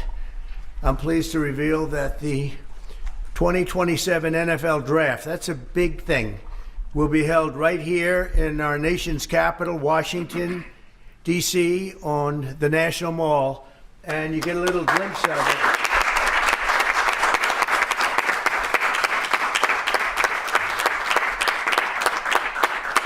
I was just saying to Roger, I don't think there's ever been anything like that. That's a good idea. In fact, maybe we could use it for other things also. I have an idea. It's going to be beautiful. It's going to be something that nobody else will ever be able to duplicate that, I don't suspect. It's very exciting. Every year, hundreds of young football players have their dreams come true as the NFL teams across the land, and you just saw that last week. Select the best young players in America to join their ranks. Hundreds of thousands of football fans will travel all across our country to cheer them on in person. We expect, would you say, more than 100,000 people, I think. What is the capacity would you think it can hold? Because the mall can actually hold up to 1 million people if you go all the way back. What do you think? Over 3 days, we'll be over 1 million. Oh, yeah, you're going to have a tremendous amount of people. Boosting local businesses and bringing jobs and tourism to the heart of our capital. The draft is a celebration of one of our country's most cherished cultural institutions and the annual highlights for football fans everywhere. Everyone in the world is going to be watching. We look forward to welcoming people from across the nation, from all over the world. Last month, the Washington Commanders and the D.C. government also announced a major deal to build a brand new 65,000-seat football arena at the site of the RFK Stadium in eastern Capitol Hill, and I don't think there's a better site anywhere in the world than that site. Incredibly exciting. You know, he's a friend of mine. He's a very successful guy. There's a reason for it. It's amazing. It sat there for years, and people were talking about stadiums in 25 different sites. I said, they're not talking about the best site. That's the best site there is. Bringing professional football back into the district from Maryland. And not only are these announcements great for the NFL, but they also advance the mission of making Washington, D.C. safe and clean and beautiful. And we're working very closely with the mayor, as you know, and we've made a lot of improvements in the last few months, and it's getting to look really strong. Crime is way down, and there's a good relationship we have going with Muriel. So I want to thank you very much. And would you like to say a few words? Thank you, Mr. President. The mayor, please. Thank you. Thank you. Well, greetings. I'm Muriel Bowser. I'm the mayor of the best city in the world and also the sports capital. And we are delighted to be here with the Washington Commanders, the NFL, and the president to talk about this very exciting announcement for Washington, D.C. We believe in investing in sports because they have helped us transform neighborhoods, and the NFL bringing this event to the nation's capital will help us fill hotel rooms, our restaurants, and Americans from all 50 states will come to their nation's capital and enjoy our beautiful city and museum. So we're just delighted to be here, and we want to thank everybody for all the hard work to get here. Thanks, Mayor. Thank you.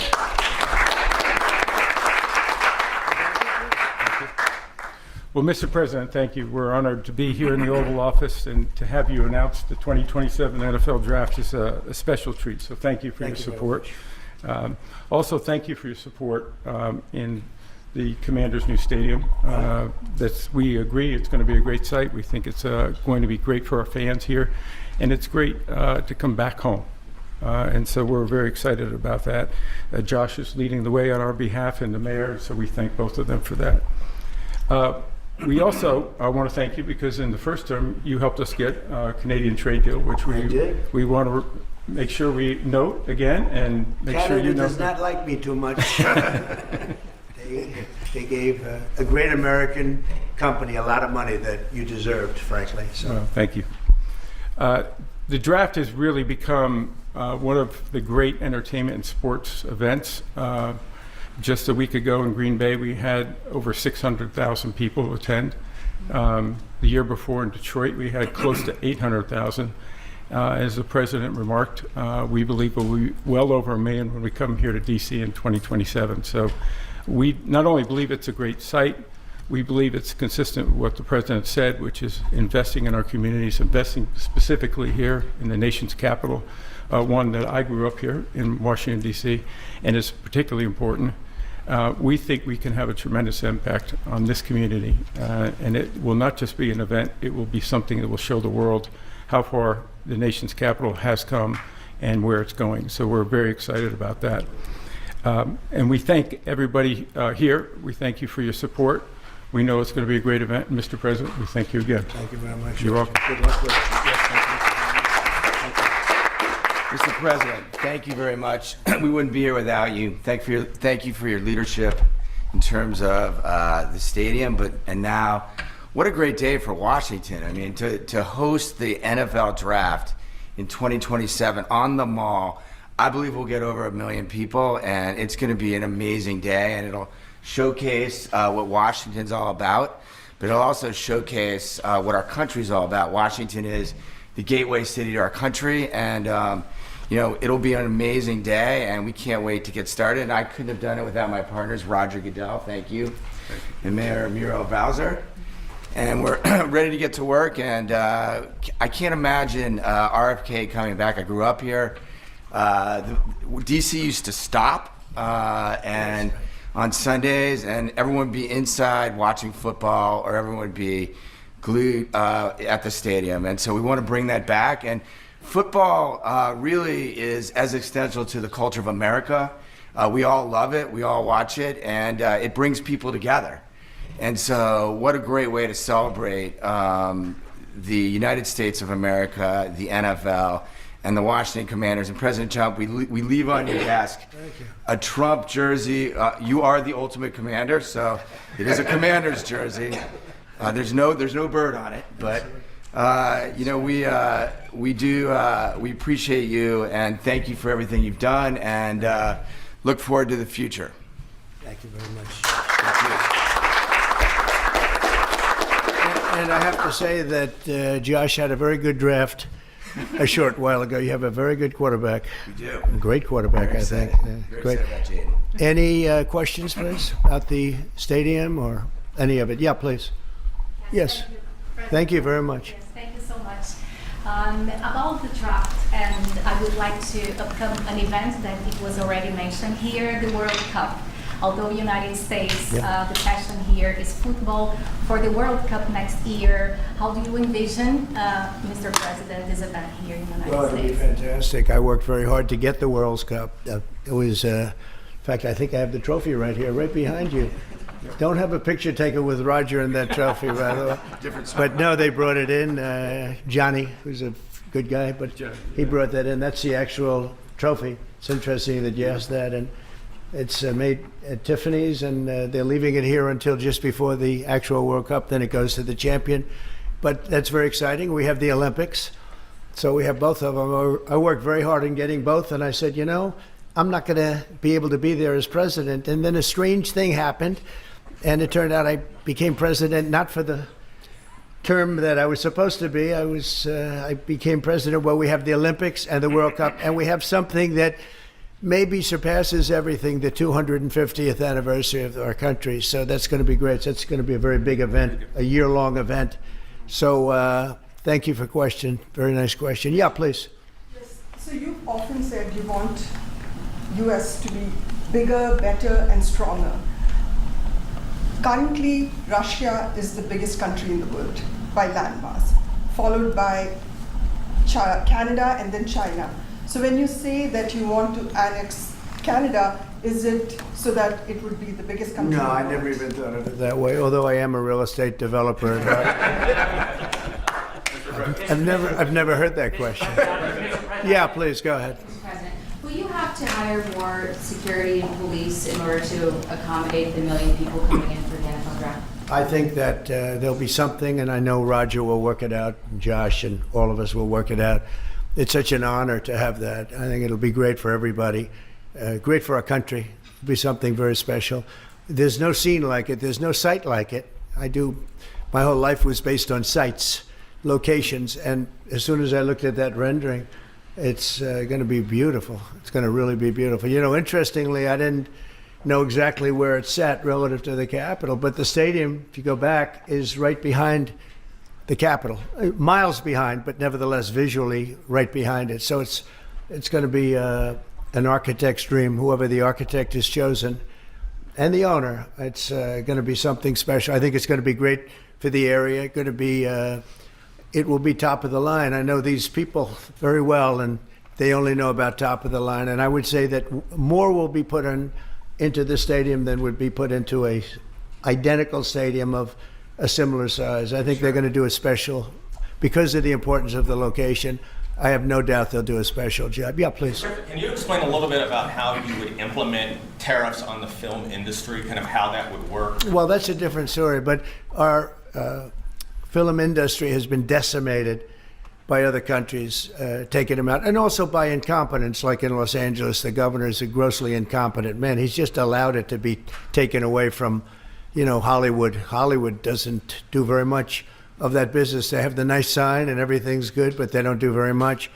A lot of it's been taken to other countries, and a big proportion. And I'm actually going to meet with some, because, you know, there's some advantages, I guess, and I'm not looking to hurt the industry. I want to help the industry. But they're given financing by other countries. They're given a lot of things, and the industry was decimated. If you look at how little is done in this country now, you know, you think we were the ones. We used to do 100, not long ago, 100%. Now we do almost like very little. It's shocking. Are you in that business too? Because he's in so many businesses. You could explain it, but it's not a good situation. So we're going to meet with the industry. I want to make sure they're happy with it, because we're all about jobs. That's all what I'm, you know, it's very important. It's a big industry, but it's an industry now that's, it's really left, it's abandoned the USA where it started. And we'll get it back. Yeah, please. Thanks, Mr. President. First, I just want to thank you for letting us in here. I'm with Zero Hedge, and the last administration banned us on social media, so we're really grateful to be in the White House. And this is not exactly sports related, but I've been dying to ask you this question for a long time, which is that 2.5 years ago, the Nord Stream pipeline blew up.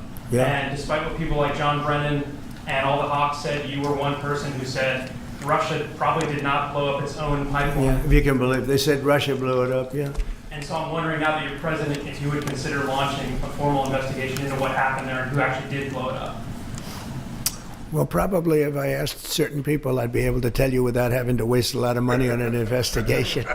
But I think a lot of people know who blew it up. But I was the one that blew it up originally because I wouldn't let it be built. And then when Biden got in, he allowed it to be built. And it's very interesting. But I think Russia, with the price of oil right now, oil's gone down, I think we're in a good position to settle. They want to settle. Ukraine wants to settle. If I weren't president, nobody would be settling. They're losing 5,000 people a day. Think of it. Here we talk about football. They're losing 5,000 people on average a week. Mostly Russian soldiers and Ukrainian soldiers, 5,000 a week, not including people that are, you know, killed as missiles go into areas that they shouldn't be. It's a very terrible thing, and I think we've come a long way, and it could be something will happen, but hopefully it will. As you know, President Putin just announced a 3-day ceasefire, which doesn't sound like much, but it's a lot if you knew where we started from, because they were not. We had a president that for 3 years didn't speak to Putin, and it all shouldn't have happened. This is a war that should have never happened, and you're going to be very disappointed when you find out the real number of people that were killed. It's far greater, many times greater, I believe, but far greater than the numbers that you're putting out. It's a very, very deadly, horrible war. Okay? Yes, ma'am. Thank you, Mr. President. Some Catholics were not so happy about the image of you looking like the Pope. Oh, I see. You mean they can't take a joke? You don't mean the Catholics. You mean the fake news media. Not the Catholics loved it. I had nothing to do with it. Somebody made up a picture of me dressed like the Pope, and they put it out on the internet. That's not me that did it. I have no idea where it came from. Maybe it was AI, but I know nothing about it. I just saw it last evening, Actually, my wife thought it was cute. She said, "Isn't that nice?" Actually, I would not be able to be married, though. That would be a lot. I'd have to the best of my knowledge, popes aren't big on getting married, are they? Not that we know of. No. I think it's the fake news media that, they're fakers. My question, though, sir, was about the fact that it was put out on the White House account, even though it was AI generated, it was a joke, it was a meme. Does it at all diminish the substance of the official White House account to have it go out on? Oh, give me a break. It was just somebody did it in fun. It's fine. Have to have a little fun, don't you? Yeah, please go ahead. Tell me about a program that's just been introduced to give undocumented immigrants living in the United States About me? $1,000 to self-deport. Can you just tell us a little bit? Oh, the new program, yeah. We have millions of people that have come into this country illegally through an administration that didn't know what they were doing. They didn't have a clue. And now we find out officially they didn't because the president was incompetent, but I could have told you that before. And they've allowed millions and millions of people to pour in. Murderers, drug dealers, the biggest drug dealers in the world, actually, terrorists come in, emptied prisons from many countries, not just South America, all over the world. They emptied their prisons into our beautiful USA. And to get that many people out, 21 million people we think the real number is, but let's say 3 million of them are serious criminals. 11,888 murderers, many of whom murdered more than one person. It's hard to believe we have to even talk about this when we're talking about something so beautiful, but it's something we have to talk about having to do with the country because it's very important. So they came in by the millions illegally into our country. They just flowed in through an open border policy that was insane. And what we've done is we've offered, you know the numbers, but because we're taking them out by the thousands, we're being obstructed. It's very unfair what's happening because the court system it's very unfair. We have to get them out fast. These are bad people. These are people that are killing, and they've already killed many people in this country. The illegal immigrants that came in illegally through an open border policy, which is insane. We talk about common sense. That's not common sense. And they came in from the Congo, all over Africa, all over Asia, all over South America, parts of Europe. They flowed in and just walked right into our country. We had no idea who they were. 21 million at least. That's probably a low number. You hear lower numbers than that. It's not. That's a low number. But many are really serious criminals and terrorists and people from jails. They emptied out jails. Venezuela, their crime is down 72% because they took all the criminals off the streets and the gangs and they dumped them into our country.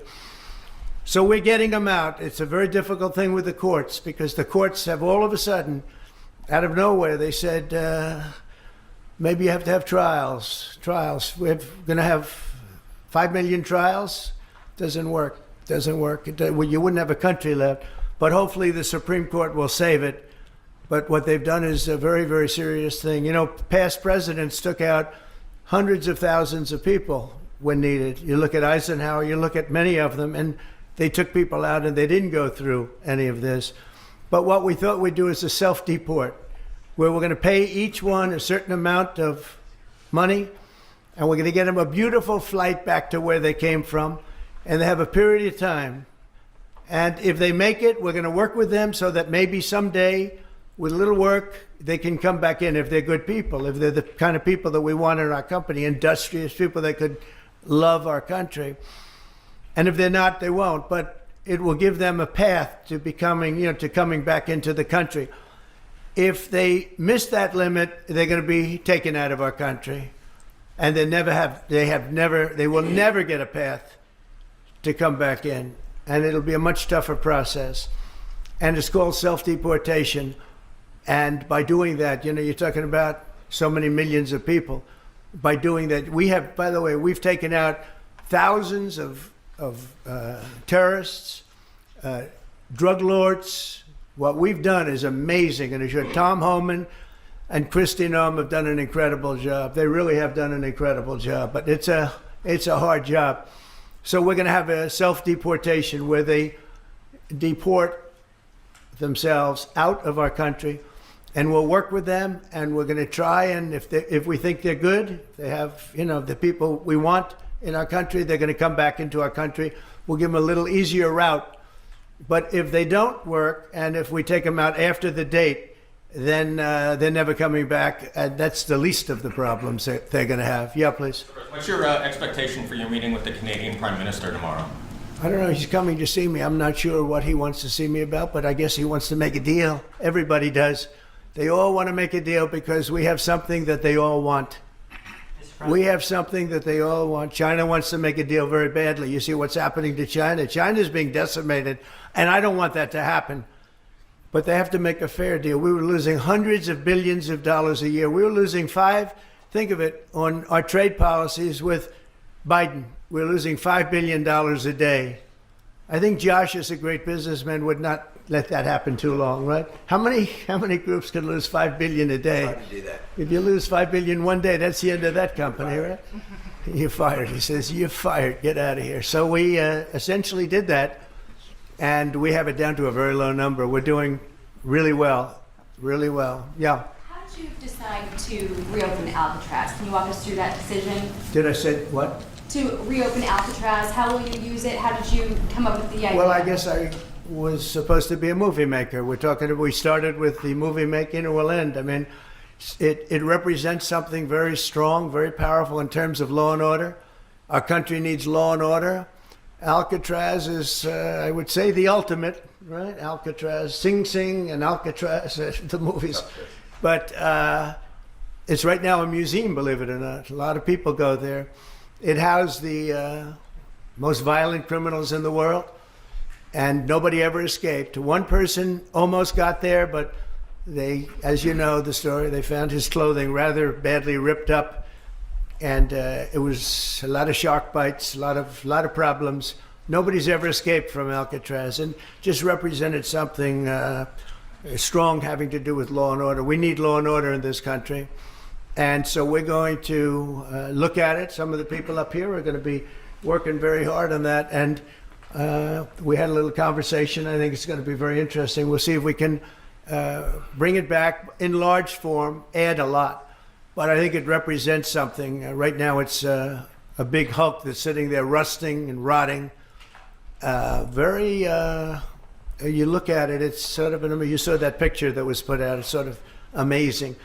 But it sort of represents something that's both horrible and beautiful and strong and miserable, weak. It's got a lot of qualities that are interesting, and I think they make a point. Okay, are you guys okay? I want to just say that it's such an honor to be up here with my friends, because this is a group of people that have done an amazing job, and all we can do, Muriel and I, is give them the greatest sight there is, I think, that I've ever seen for something like this. And I did very well in the real estate business. I think this is the greatest site there is anywhere in the world for exactly what you guys are doing. And we'll work with you. We've got a lot of work to do to get it going, but we'll work with you and we'll try and make the dream come true. And I want to thank you all very much for being here. Thank you. Thank you very much.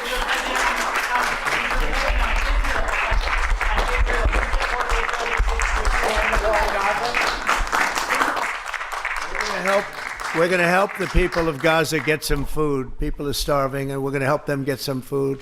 A lot of people are making it very, very bad. If you look, Hamas is making it impossible because they're taking everything that's brought in. But we're going to help the people of Gaza because they're being treated very badly by Hamas. Thank you very much.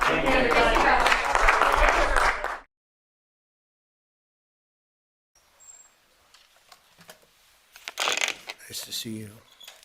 We've had a great weekend, and as you know, we made our deal with the European Union. The Japan deal is done. Many of the other deals are done. Indonesia was a very big deal, big country actually, and they're wonderful, and hopefully wonderful for both sides.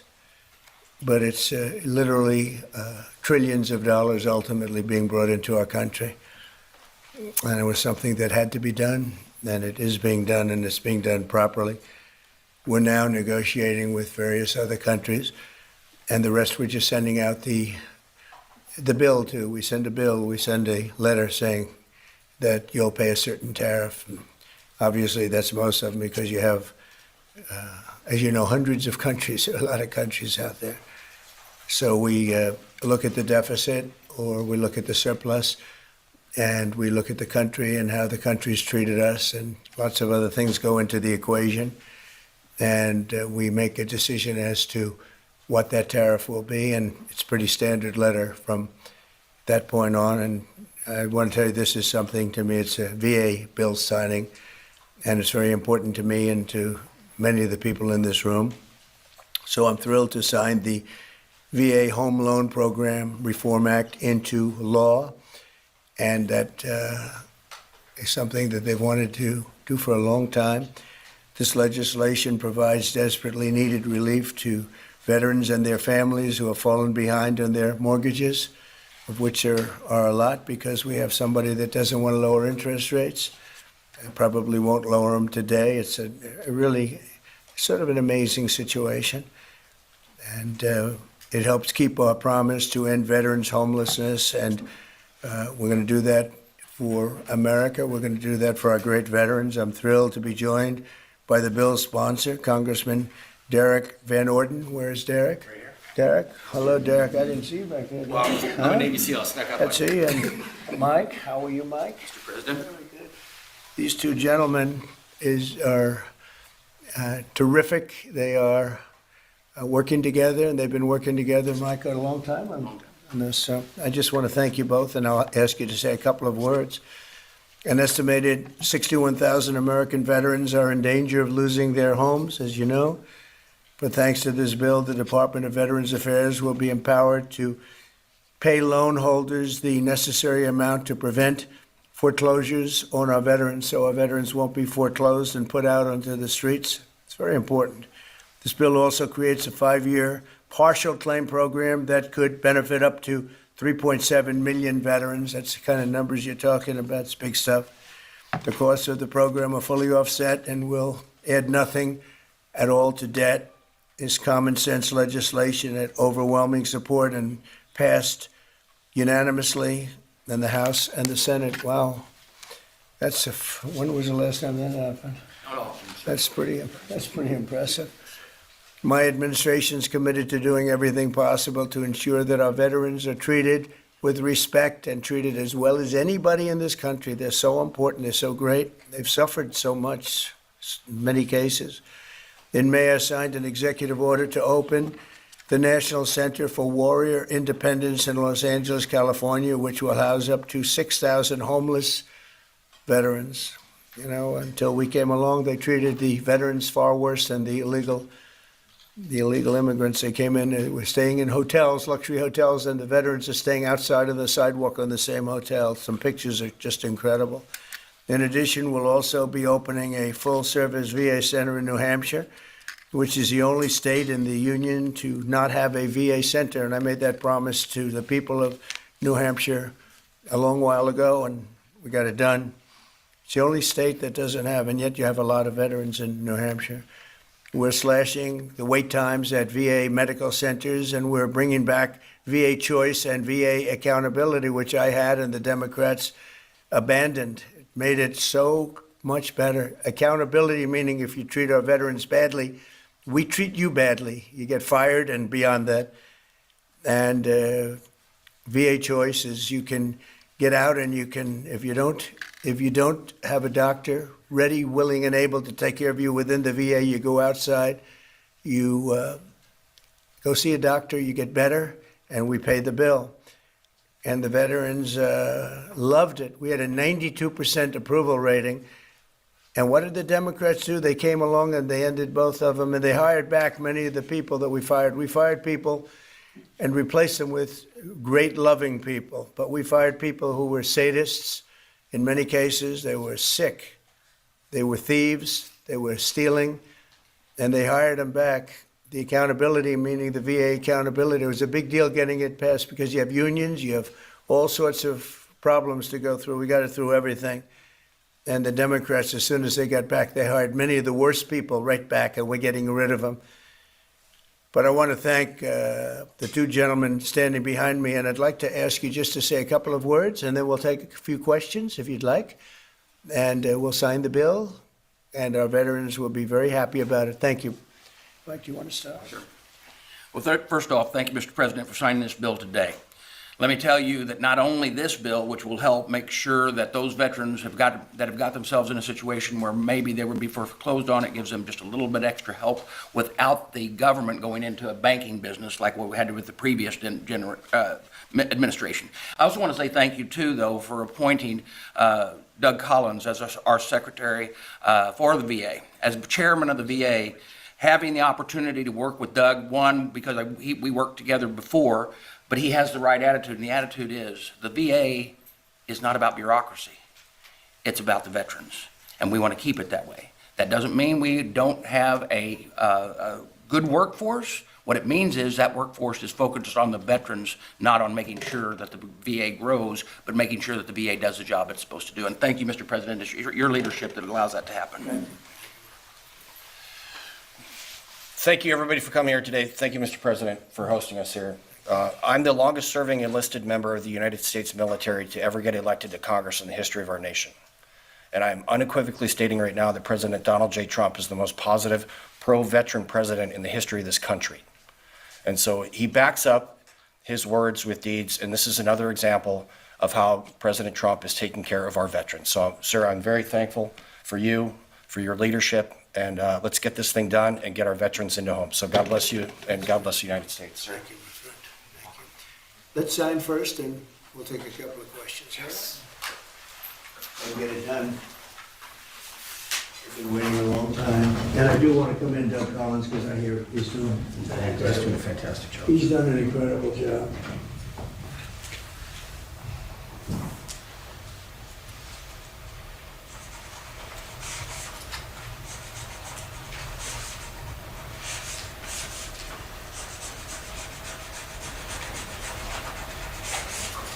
Okay.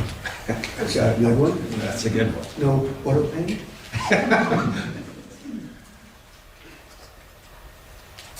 It's a very important bill, and we want to thank everybody for the great help, but in particular, you two guys have done a fantastic job. Thank you very much.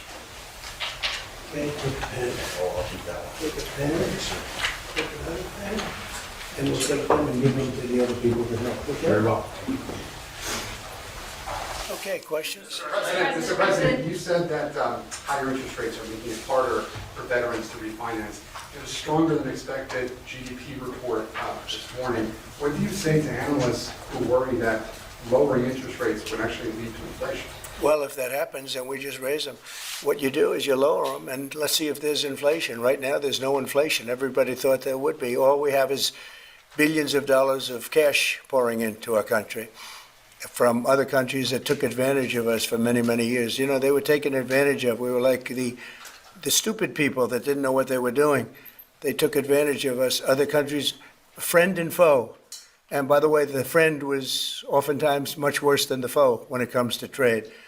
So if that happens, what you do is you raise your rates and you do what you have to do to stop inflation.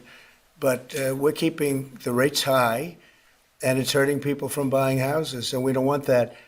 If for any reason that happened in a year or two, if there's some signs of inflation coming back, right now there's not. We have a great thing going. I think we're going to have the richest economy you've ever seen. We have money coming in that we've never even thought about, at numbers that nobody's ever seen before. We have a deal with Japan where they're going to pay us $550 billion. We have a deal with Europe where they're doing $750 billion plus $400 billion plus $300 billion. And many other countries, it's likewise, you know, relatively, those are two big ones, but likewise. So we have a lot of money coming in, and we have no inflation, and we're very strong, and we should be lowering the rates. You know, each point that this gentleman keeps up costs us $365 billion a year. Think of that. 1 point, $365 billion. If you bring it down a point, we save 365. We should be the lowest interest rate, and we're not. We're 38, number 38, because of the Fed. It's all because of the Fed. He's done a bad job. Now, he's got a meeting today, but I call him too late. You know, he's always too late. Even if he does it today, probably won't. I hear they're going to do it in September. not today. For what reason? Nobody knows. But Europe, as you know, cut their rates 11 times in the last short period of time. But the good news is we're doing better than anybody anywhere in the world. Nobody's doing anything even close to us, even with the higher rates. The higher rates do affect housing, though, because people can't go out and get a loan or refinance their house. And it would be nice to have them be able to do that. That would be just another check of a box. That would be very important. Yeah, please. Mr. President, you mentioned today that India, in addition to its 25% tariff rate, would pay an additional penalty because of its support of Russia. What is that additional penalty? And are other countries facing the same threat? Well, we're negotiating right now, and it's also BRICS. You know, they have BRICS, which is basically a group of countries that are anti the United States, and India is a member of that, if you can believe it. It's an attack on the dollar, and we're not going to let anybody attack the dollar. So it's partially BRICS, and it's partially the trade situation. It's the deficit. We had a tremendous deficit. So, as you know, Prime Minister Modi's a friend of mine, but they don't do very much business in terms of business with us. They sell a lot to us, but we don't buy from them. You know why? Because the tariff is so high. They have one of the highest tariffs in the world. Now, they're willing to cut it very substantially, but we'll see what happens. We're talking to India now. We'll see what happens. It doesn't matter too much whether we have a deal or whether we charge them a certain tariff, but you'll know at the end of this week. August 1st is a very big day for this country because money is going to pour into the United States like we've never seen before. Yes, ma'am. Thank you, Mr. President. Senator Hawley introduced legislation that would ban members of Congress from owning or trading individual stocks. It extends to the president and vice president. Are you in favor of that legislation? Well, I like it conceptually. I don't know about it, but I like it conceptually. And, you know, Nancy Pelosi became rich by having inside information. She made a fortune with her husband, and I think that's disgraceful. So in that sense, I'd like it, but I'd have to really see I study these things very carefully, and this just happened. So I'll take a look at it. But conceptually, I like it. And what I do think is Nancy Pelosi should be investigated because she has the highest return of anybody practically in the history of Wall Street, save a few. How did that happen? It happened by she knows exactly what's going to happen, what's going to be announced. She buys stock, and then the stock goes up after the announcement's made. And she ought to be investigated. Harvard is reportedly willing to settle with you for $500 million. Is that enough? Well, it's a lot of money. We're negotiating with Harvard now. They would like to settle, so we'll see what happens. Mr. President, what is America's debt to our Afghan war allies that kept our veterans safe over there? There's been some talk about sending a lot of them back. We know the good ones, and we know the ones that maybe aren't so good. You know, some came over that aren't so good. And we're going to take care of those people, the ones that did a job, the ones that were told certain things. A shame what happened. One of the most disgraceful episodes in the history of our country. The way we left Afghanistan was just a disgrace. But I understand your question fully, and we'll take care of 90% of your question, okay? I know what you mean. Thank you very much. Mr. President, on the tariffs on India, are you still open to negotiate with India on the tariff front? Well, we're talking to them now. We'll see what happens. Again, India was the highest or just about the highest tariff nation in the world. And one of the highest, 100 points, 150 points or percentages. So India was one of the highest in the world.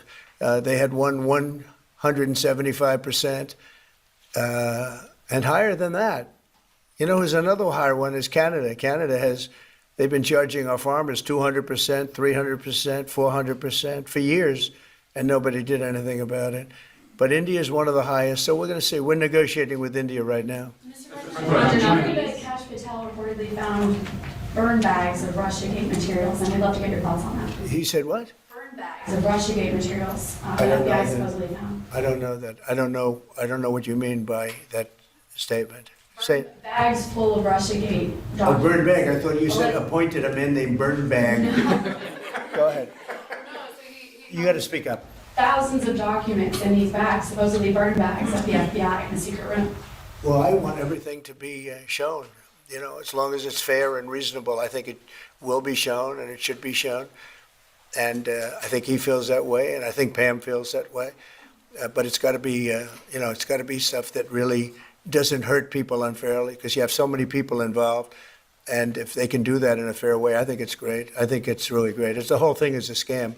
It's a scam set up by the Democrats, and they love talking about it. But I would like to see people exposed that might be bad, and we'll see how that all works out. But it's getting to be very old news. If they had anything, they would have done it the week before the election, because they were losing by a lot. If they had anything, they would have done it. They controlled the file. The Democrats controlled it. Comey and all this, sleazebags, every one of them that you read about all the time. And I guess they've got some problems now having to do with yet a different scandal, very big one. But they control that file. So I would think that if they would have had something in the file, they would have released it about a week before the election, maybe 2 weeks, right, Brian? That's right. Go ahead. Mr. President, welcome home, by the way. Thank you very much. Good to see you. It was a great trip. It was an amazing trip. Look good. For the country. For me, it was okay, but for the country, it was an amazing trip. Go ahead. It was. Many parents are preparing to send their kids back to school in a few weeks. Now, this will be the first time they've gone back to school under the second administration for you. Now, the previous administration labeled a lot of parents domestic terrorists for showing up at school board meetings. What's your message to parents now as they return their kids to school, knowing that they have the support of you? Well, the beautiful thing is, as you know, we've gotten rid of the woke. Woke is gone, and I think pretty well buried. We're going to make sure it's buried. But the parents are now taking over the school boards. They're getting rid of these people that probably didn't like the children very much based on what they were doing. And it's a big difference. And, one of the other things, and I keep watching these talking points that the Democrats have, they say, oh, prices are up. No, prices are way down. Fuel is down. Groceries are down. Things like eggs are way down. When I came in my first week, the eggs had gone up like 4 or 5 times. Nobody had ever seen anything like it. And they were hitting me about eggs. I said, I just got here. It was one of my first maybe my first news conference. And we have eggs down now to a point where they were actually lower than even before. So I just want everyone to know prices are way down. And that's a big thing. Groceries, everything. If you look at fuel, $2.35 a gallon, a lot of that. But we actually had 4 states where it's down $1.99, $1.99, as opposed to $3.50, $4. And it went up a lot higher than that. They got rid of my policy, and then it went through the roof. And then they brought my policy back, but it was too late. They blew it. We had the highest inflation in the history of our country. And now we have no inflation. We have nothing but cash coming in. The world respects us again. We're a really great, proud country. And I say it, I'll say it again, many, many leaders of other countries, I'm dealing with a lot of them today on their tariff situation. They owe us a lot of money. But many countries said to me, and almost in the same words, you were a dead country 1 year ago, and today you're the hottest country anywhere in the world.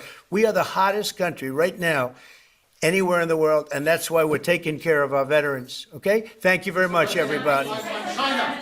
Mr. President, on China, the Secretary of Defense briefed you today.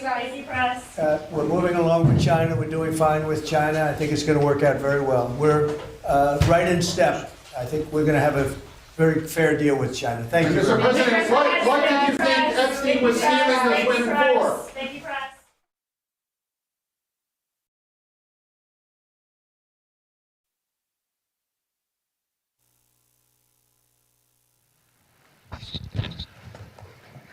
Nice to see you. How are you?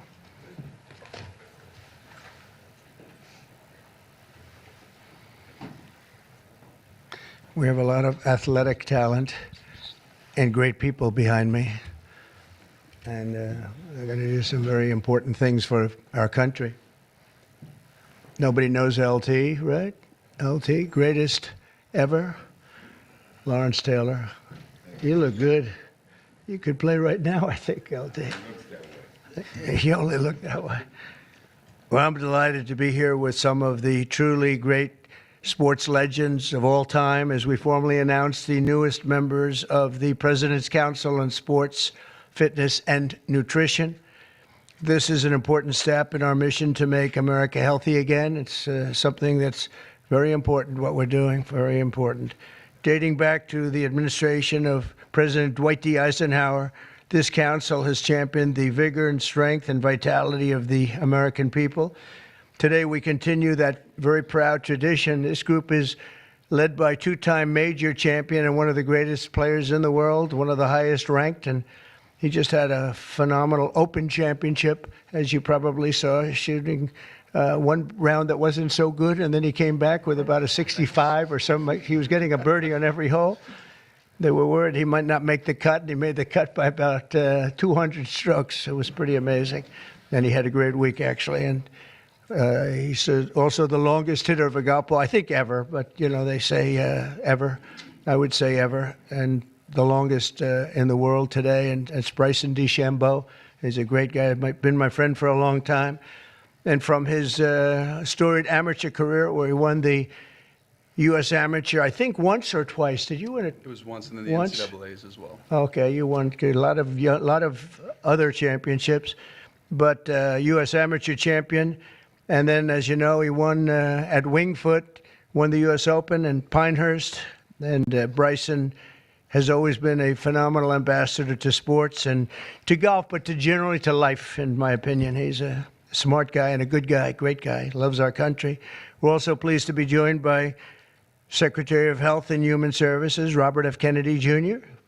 Bobby, you do a great job. He's got some big things happening, and he's got some big statements to be made very shortly in terms of, over the next few months, in terms of what they've been doing and finding answers to some very, very important questions. Secretary of Education, Linda McMahon, who's phenomenal, wherever you may be, Linda. Hi, Linda. What are you doing back there? And look, you've been reading about her exploits and the job that she's been doing, and we're very proud of her. Council Executive Director, Catherine Granito. Thank you very much. Thank you. Great job. And several other new members of the council, including J.D. is here, our fantastic Vice President, and Scott Bessent, and we're making a lot of deals. We're making deals for trillions and trillions. Nobody's ever seen anything quite like it. We just made a couple of others a little while ago. I don't know if you'd be interested right now. I won't even bother telling you. This is about sports and about health. One of the best defensive players ever, I think probably acknowledged to be the greatest defensive player in the history of the NFL, a friend of mine for a long time. Too long, right, Lawrence? Lawrence Taylor, he's an incredible guy. And just been my friend a long time, haven't we? Huh? Knew him forever. One of the most accurate kickers in NFL history, a young guy still. He can kick it long. I think I guess he's considered the best there is in the business, Harrison Butker. So, Harrison, where are you, Harrison? He's a handsome guy, by the way. It's usually not my thing, but he is a good-looking sucker. One of the truly greatest golfers ever to play on the LPGA Tour. A lot of people say the greatest female player ever, and a lot of people would say just one of the best players ever. She's phenomenal. I've played a lot of golf with Annika Sorenstam, and she's amazing. Just had an really storied career. Hall of Famer, easily a Hall of Famer, by the way, right at the top of the list. So it's great to have you with us, Annika, and say hello to the family. And then she was here not so long ago with Gary Player, where she got the Presidential Medal of Freedom, and so did he. He's won 168 tournaments and 18 majors, 9-9, and she's the same in terms of the women's game. But that was a great time. It was a great honor to give it to you. You really deserved it. It's the highest medal you can get outside of the Congressional Medal of Honor. That's the military version, and the other is the Presidential Medal, and you got it. So thank you very much. 14-time WWE World Champion, and he's a man who you're not going to mess around with. Even Bryson said, I think I'll take a pass on him, right? You're going to take. And he's another one who's been my friend for a long time. He's really an amazing athlete, Triple H. Triple H, here he is. Oh, that's still very strong. He's a strong guy. And it's great to have you. And you felt very strongly about this, about the council. 100%. Yep. Well, it's a great honor to have you. Offensive lineman, NFL, very respected, very smart. Cody Campbell. Thank you, Cody, very much. Thank you very much. In addition to the people here, we have other council members that want to just pay their respects. One of the greatest players and athletes ever. You could say, when you look at records, there's probably nothing like it. Tiger and Jack. This is Jack. Tiger was here not so long ago getting the Presidential Medal of Freedom also. He's a fantastic guy. And on the council, we have Jack Nicklaus, and he sends his regards. We have Gary Player, one of the greats. Nellie Corder, who's a phenomenal young, I think you'd say great young player. Annika, right? She's a fantastic person, too. NFL icons, Tony Romo, also a great football player. Quarterback, also a great golfer. Nick Bosa, who's, you know him, he's a modern-day version of Lawrence. What do you think? He's pretty good, right, Lawrence? Pretty good. He is. Saquon Barkley was on the council, and Tua Tagovailoa, the quarterback, who is really he's been fantastic. He's been when he's not injured, he's great. He's got to stay healthy. But he's a great guy. NFL Commissioner Roger Goodell is on the commission. NFL Commissioner Gary Bettman, and the great one Wayne Gretzky is on, and a man who also received the Presidential Medal of Freedom, Mariano Rivera. And when I looked at his record, it was unbelievable. The Sandman. My wife said, "Why do they keep playing the Sandman when he walks in?" And I said, "Because he just puts the batter to sleep." He was great. When you look at his record compared to second, and Raleigh Fingers was great, and he was really great. But when you look at the record, boy, Mariano had a record. I've never seen anything like it. He was so high up.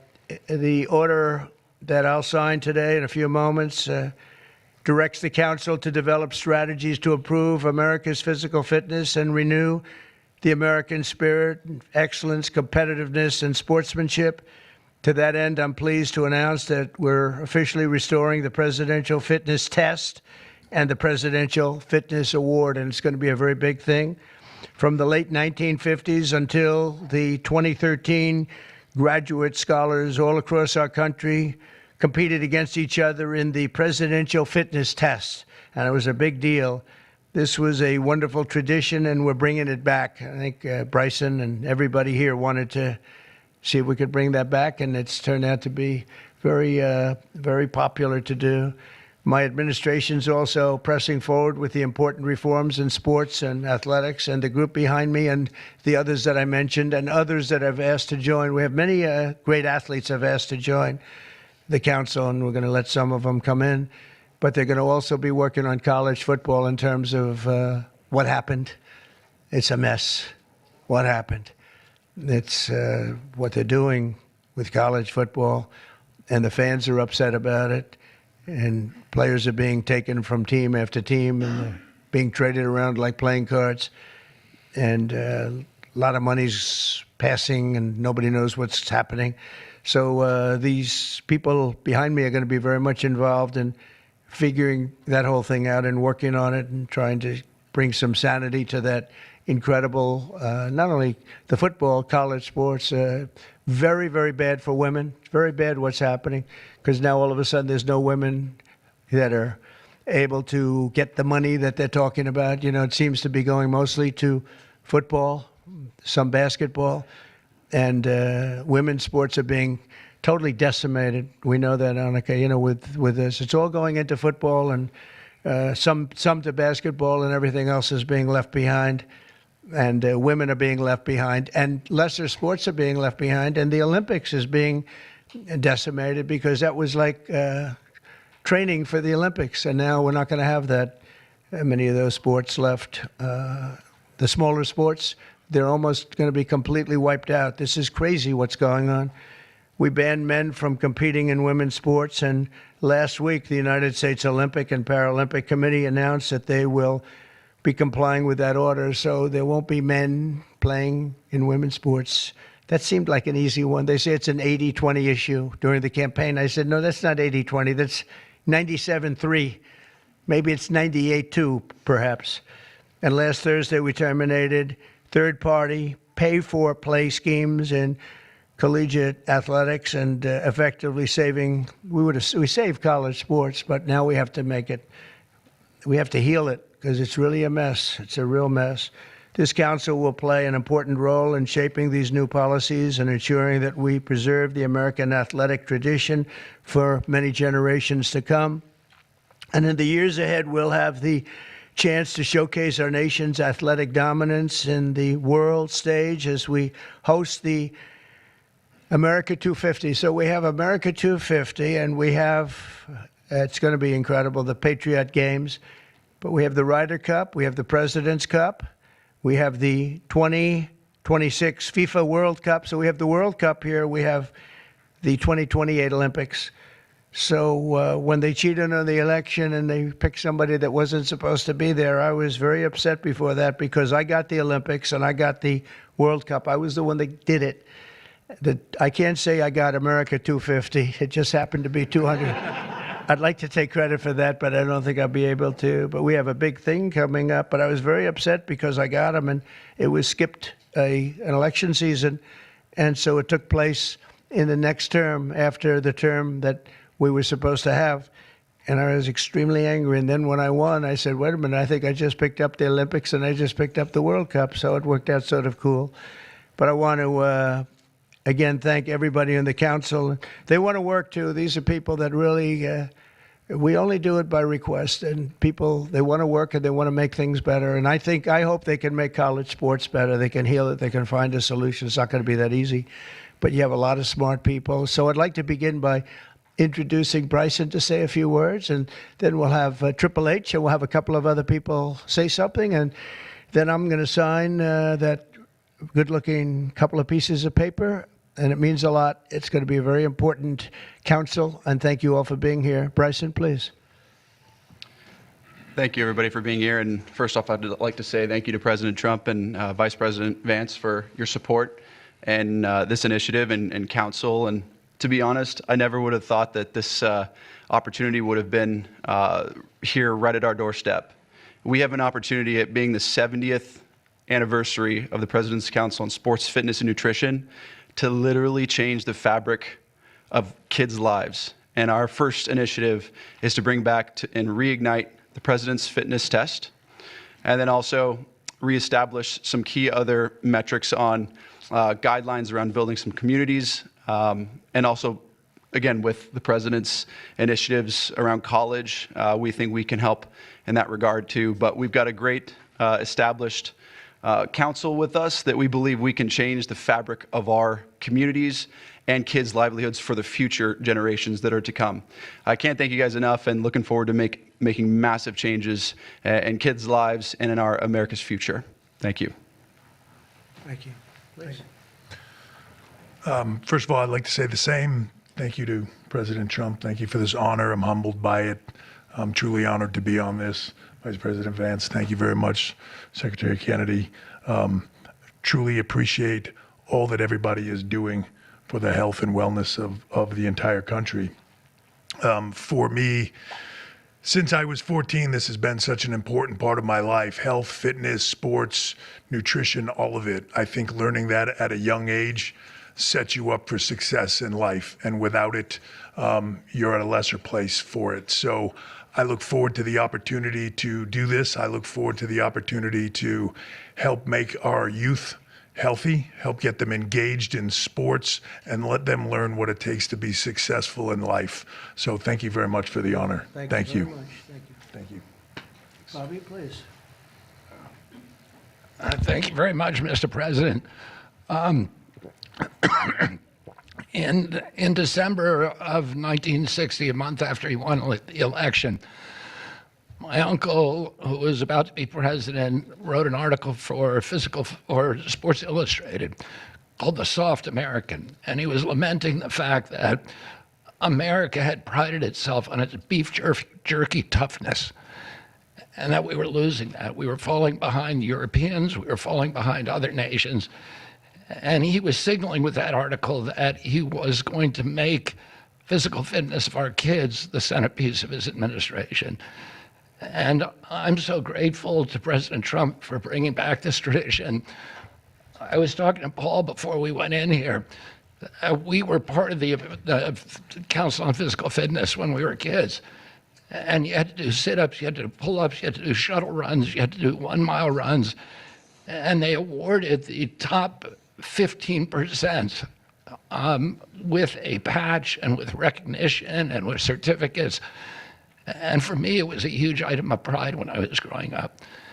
And we need to reinstill that spirit of competition and that spirit and that commitment to nutrition and physical fitness.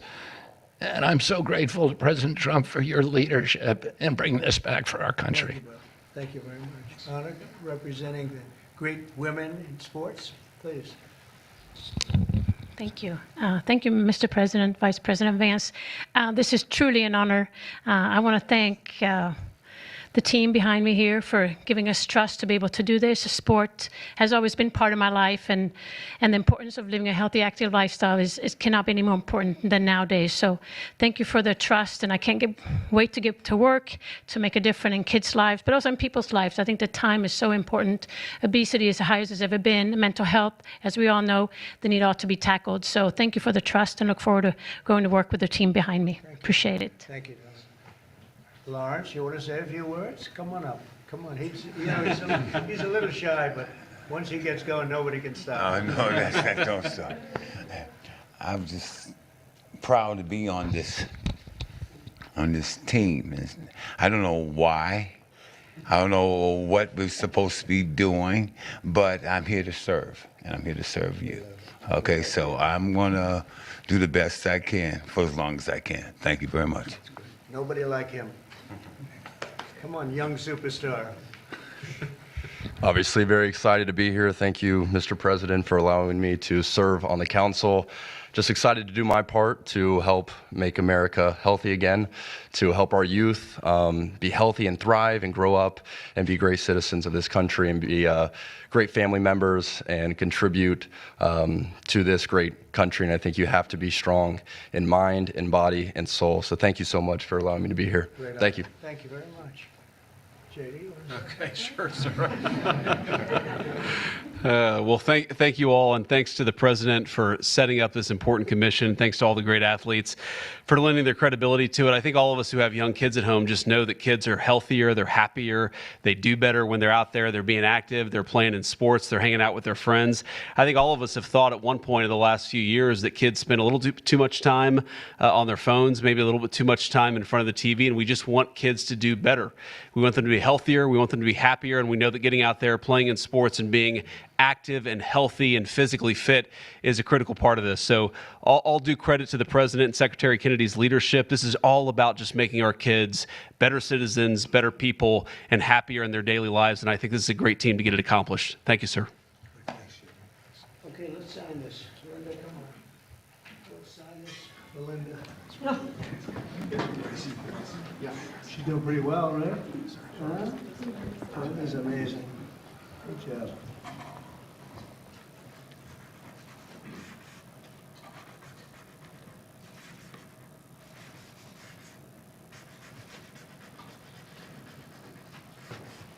Okay, we got it. I think we're good.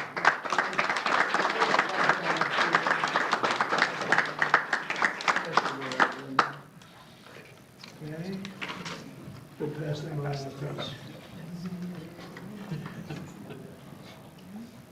Okay, you good? Thank you. Okay.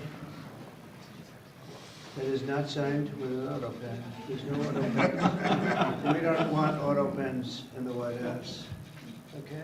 Any questions, please? I think probably. What has sports meant to you? And did you have a sports hero growing up? Maybe Lawrence Taylor. It could be Lawrence. I know him so well. Well, a lot of sports heroes. It meant a lot. I was always a person that loved playing sports. I was good at sports. When you were really focused on sports, you thought about nothing else. There was nothing else outside. It kept you. And to an extent, this is one of the reasons I like golf. You get away for a couple of hours. I play quickly and get through it. And for 2 hours, you're not thinking about all of the nonsense and all of the important things, frankly. But cleans your mind. No, I think sports is so important. I think what this council is doing is going to be very important, and it gives you a little exercise, sometimes a lot of exercise. It's a great thing. It's a great thing. Sports are, you learn about people and you learn about how people compete. Now, it doesn't mean that if somebody's not a good athlete, a lot of people just are not good athletes, so they can't compete. But you learn about people playing sports and playing sports with and against some. So I've always loved it. It's been very important to me. These people are, inspirations. These are the top people in their individual sports. The council itself, I mean, they have some of the greatest champions, for the most part, the greatest champions in their sport. So they really understand sports, and understanding it's very important. Thank you for the question. Yeah, please.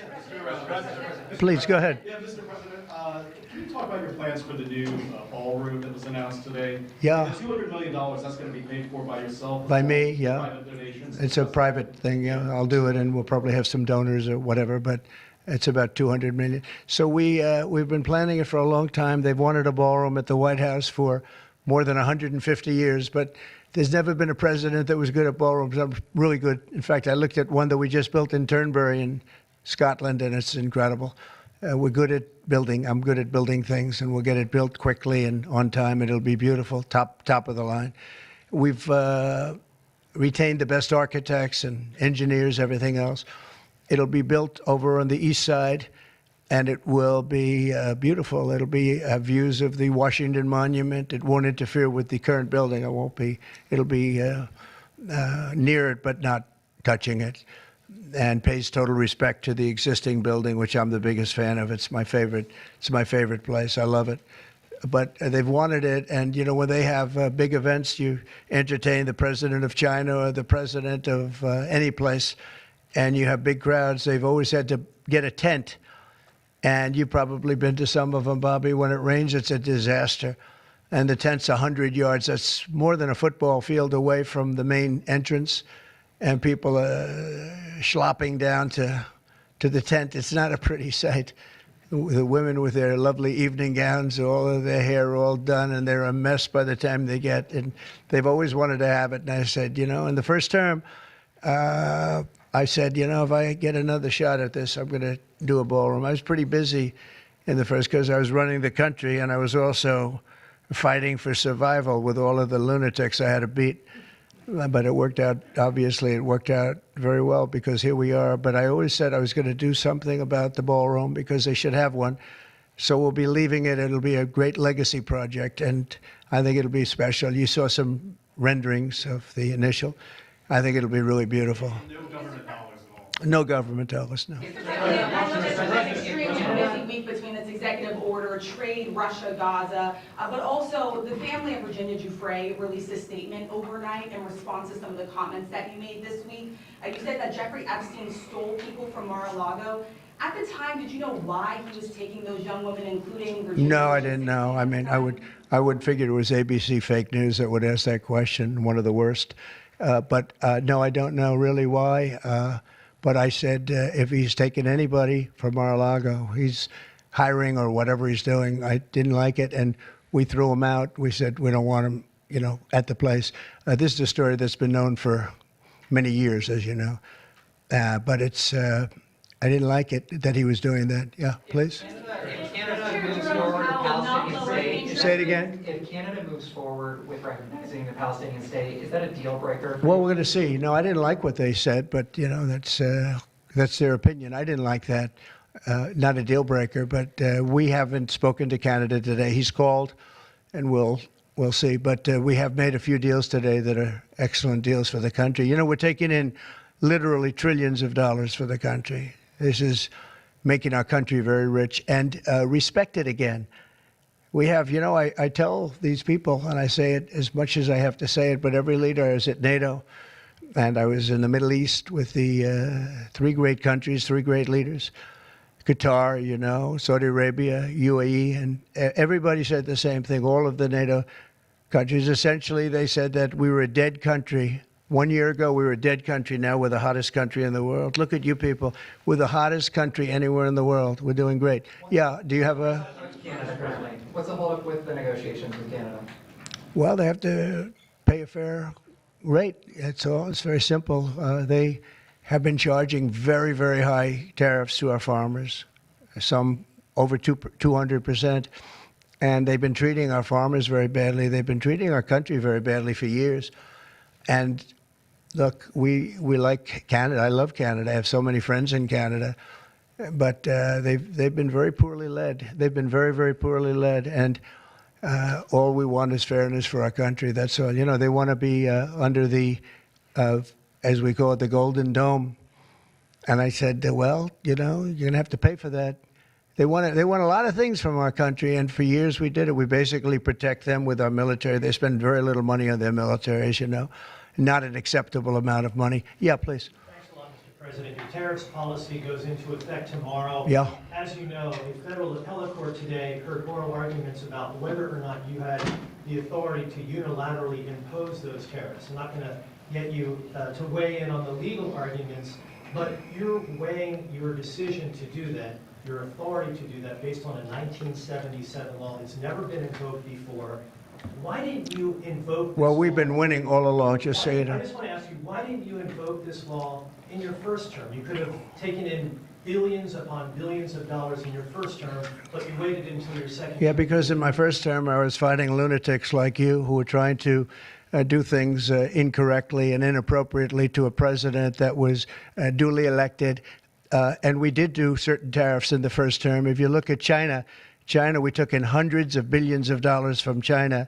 But when COVID came, the last thing I was going to do is tell France and Italy and Spain and a couple of other countries that we're going to hit you with tariffs. We had to fight the COVID situation when that came. But if you look at my first term, we took in hundreds of billions of dollars worth of tariffs, but you people didn't cover it very well.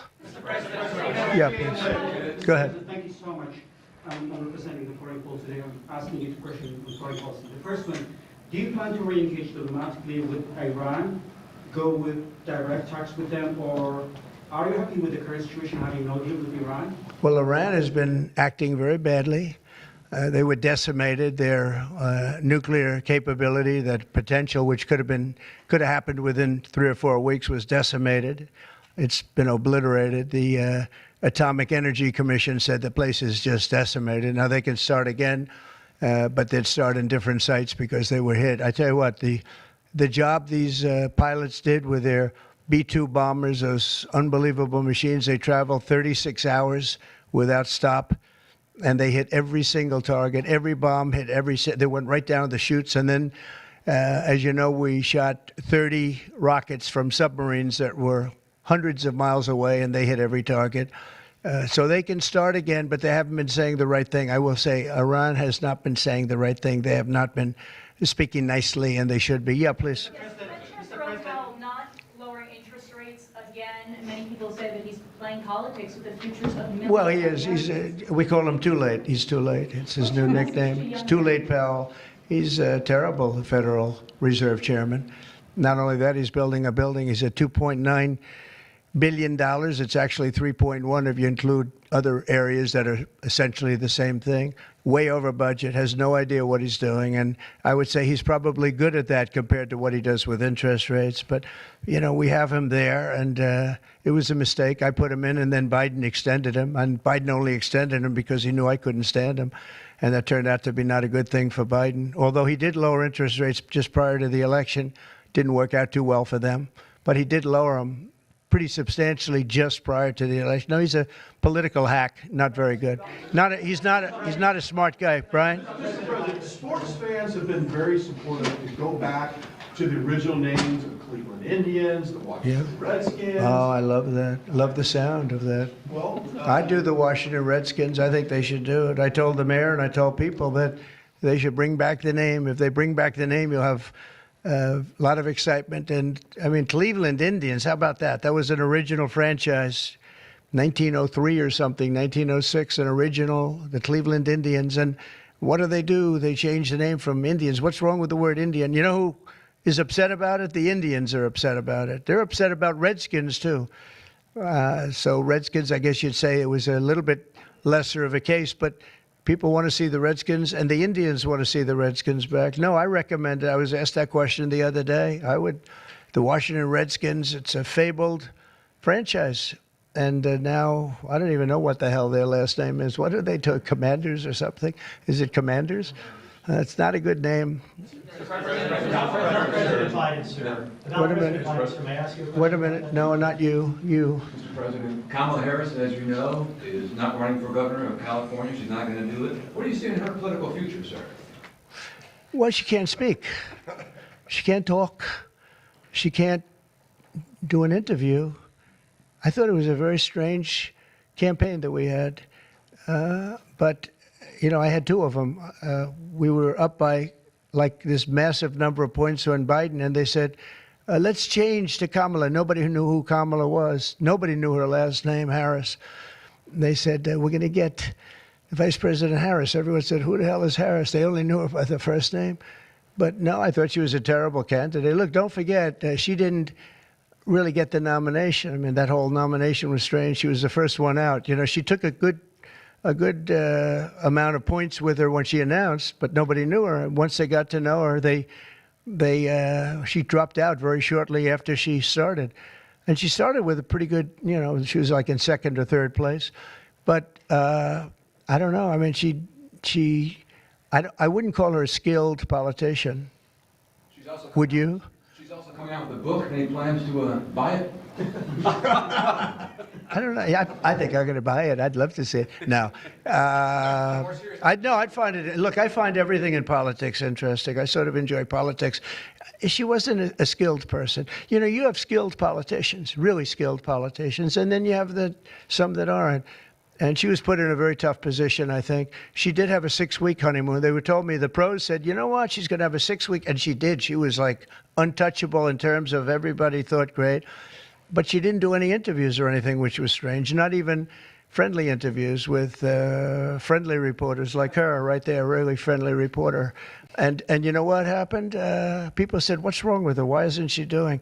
She made a mistake. She should have done interviews. She didn't run a great campaign, but we beat Biden, and then we had to beat, nobody's beaten two. I had to beat two. That's like Dana White, the great Dana White has a fight, and he has a fighter that's getting the hell knocked out of him. They say, well, let's take him out and put somebody else in. Didn't seem fair to me at the time, but where are we? We're in the White House. So, I mean, you know, so it worked out. If I may, sir, a very serious question here. Russia today hit Kyiv with missiles and drones, more than 100 people kidnapped. I think it's Russia, I think it's disgusting what they're doing. I think it's disgusting. This is Biden's war. It's not my war. But I said if I get in, I'll try and get the thing stopped. But I think what Russia's doing is very sad. A lot of Russians are dying. You have a lot of Russians. More Russians are dying. But Russians are dying. Ukrainians are dying. You know, the United States isn't really involved in that war. It shouldn't be. And by the way, I made a deal with NATO where NATO pays us for everything that we send. We send them ammunition, missiles, etc. And we're not paying anything for that war. But I will tell you this, it should be stopped. It's a disgrace. And the ones that are dying are they're losing 7,000 now. It was 5,000. They're losing now 7,000 soldiers a week, Ukrainian soldiers and Russian soldiers. And they're also losing people now in the towns and cities because Putin's hitting them with rockets. No, I think it's disgraceful. You have a 10-day deadline. You imposed a 10-day Yeah, we have deadline. about 8 days. Yeah, we're going to put sanctions. I don't know that sanctions bother him. You know, they know about sanctions. I know better than anybody about sanctions and tariffs and everything else. I don't know if that has any effect, but we're going to do it. Europe is extremely upset. But this is a war that should have never happened. This is a war that wouldn't have happened if I were president. And this is Biden's war. This was a stupid war to get into. Should have never gotten into this war. Yeah, going to Israel, and then he's going to Russia, believe it or not. Representative Marjorie Taylor Greene has said that what is occurring there is a genocide. Do you agree? Oh, it's terrible what's occurring there, yeah. It's a terrible thing. People are very hungry. You know, the United States gave $60 million for food, and it's a shame because nobody, you know, I don't see the results of it. And we gave it to people that in theory are watching over it fairly closely.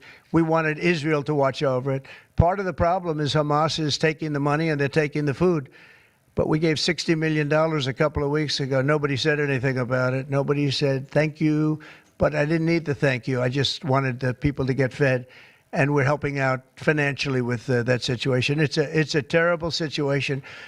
So just to conclude, I want to thank everybody for being here. I want to thank you for being here. This is a great group of people, and it's a good feeling. You know, when we first came to office, this country was really in trouble. And now we're rich as hell, and we're doing amazing things, and we really are. We're the hottest country in the world, and I like that. Thank you very much, everybody. Thank you.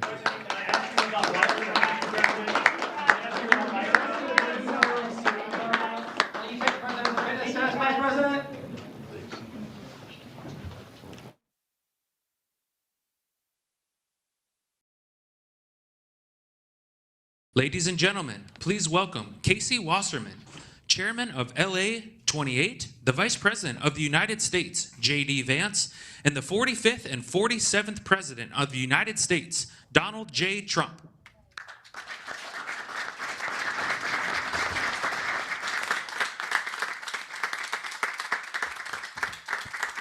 Thank you very much, everybody. It's a big day for a lot of reasons, and it's an honor to have you in this very nice venue across the street from the White House. And thank you all for being here as we take a major step to ensure the United States is fully prepared to welcome the world to Los Angeles for the 2028 Summer Olympic Games. Very exciting day in my life when we got nominated and we ultimately got it. And I didn't think I'd be here for the games in this capacity, but it worked out that way. So I'm very happy about that. I had no idea that was going to happen. When we got it, I said, it's too bad I won't be president then, but sort of we took a very circuitous route, didn't we?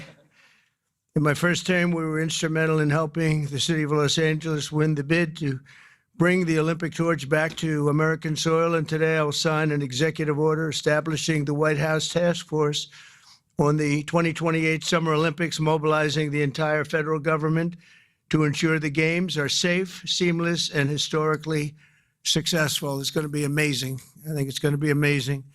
America is a nation of champions, and in July 2028, we'll show the world what America does best, and that's win. We're winning like we have never won before. You see that all the time. A year ago, we were not a country that was doing well, and now we're the hottest country anywhere in the world. I want to recognize several members of the task force, including our great Vice President, J.D. Vance. J.D., thank you very much. Thank you. Our equally great Attorney General, Pam Bondi. Pam, thank you very much, Pam. Secretary of Homeland Security, Christy Kerr. Christy Kerr. Do you know who Christy Kerr is? She's a friend of mine, great golfer. Christy, no, she's a better golfer than you. That's the only thing, but you're better at a lot of other things. But I want to thank you for being here, for doing an unbelievable job, really an unbelievable job. FCC Chairman Brendan Carr. Brendan, thank you. Thank you, Brendan. Doing a great job. White House Chief of Staff Susie Wiles, most powerful woman anywhere in the world. She's rated the most powerful woman in the world, and I agree with that. And Deputy Chiefs of Staff Stephen Miller. Stephen, thank you. What happened to Stephen? We never want to miss Stephen. He's an MVP candidate. Dan Scavino, another MVP. James Blair, Taylor Budovich, and Nick Luna. Thank you all. Great group of people. They're going to be very much involved. I also am grateful to be joined by two of Team USA's strongest and fastest competitors, retired gold medalist and gymnast, and member of the LA 28 Athletes Council, Nastasha Lukin. Nastasha? How are you, Nastasha? Good. I don't know you, but I've watched you. You're very talented. I would not want to do what you do. This is much easier, believe me. It's incredible what you've done, along with retired gold medal Paralympian, swimmer, and board member of the U.S. Olympic Committee, Brad Snyder. Brad, thank you very much, Brad. It's a great honor. Thank you. Chairman of the 2028 Olympic Games, Casey Wasserman, a friend of mine for a long time. Casey, thank you very much. Casey, great job. going to be amazing. LA's a little bit different place than it was when selected, but we're going to bring it back stronger than ever. I spoke to Casey about that. He said, nope, we're going to make it better than ever. It's going to be something that's going to make it even more important as a Olympic Games. It was an interesting conversation we had as the fires were raging. Is that right? And I appreciated that very much. And CEO Reynold Hoover. Reynold, thank you very much. Thank you very much. Great honor. I also want to welcome the chair of the U.S. Olympic Committee, Gene Sykes. Gene, thank you.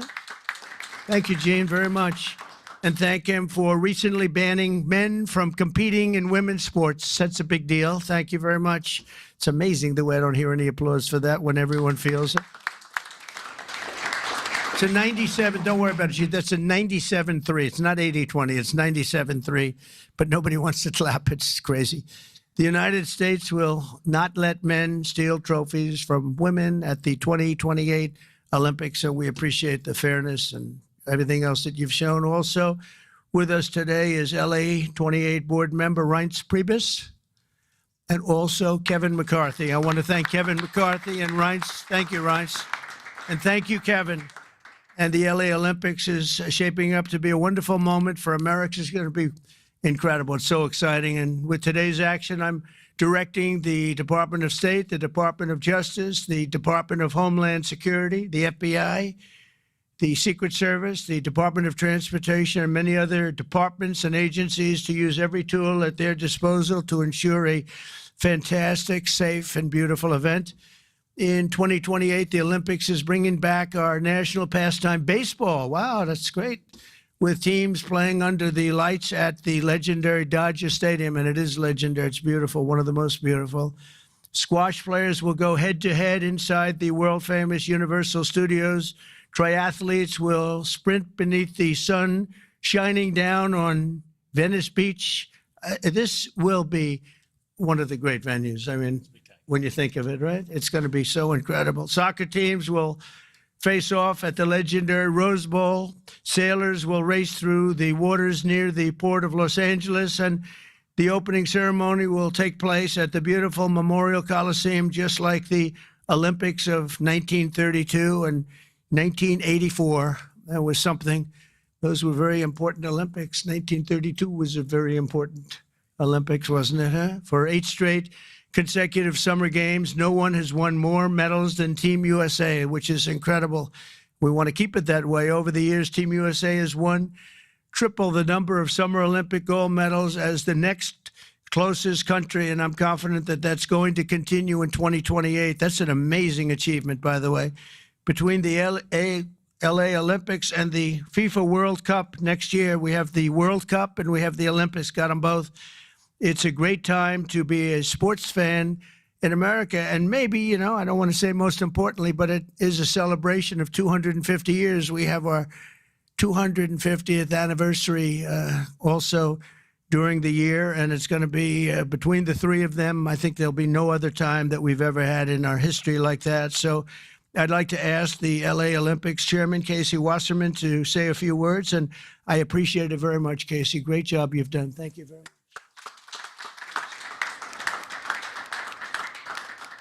Thank you, Mr. President. Your support and the entire administration's support through this whole process has been truly extraordinary. In just 1,074 days, yes, we're counting, sir, the eyes of the world will be on this country as we open the 2028 Olympics.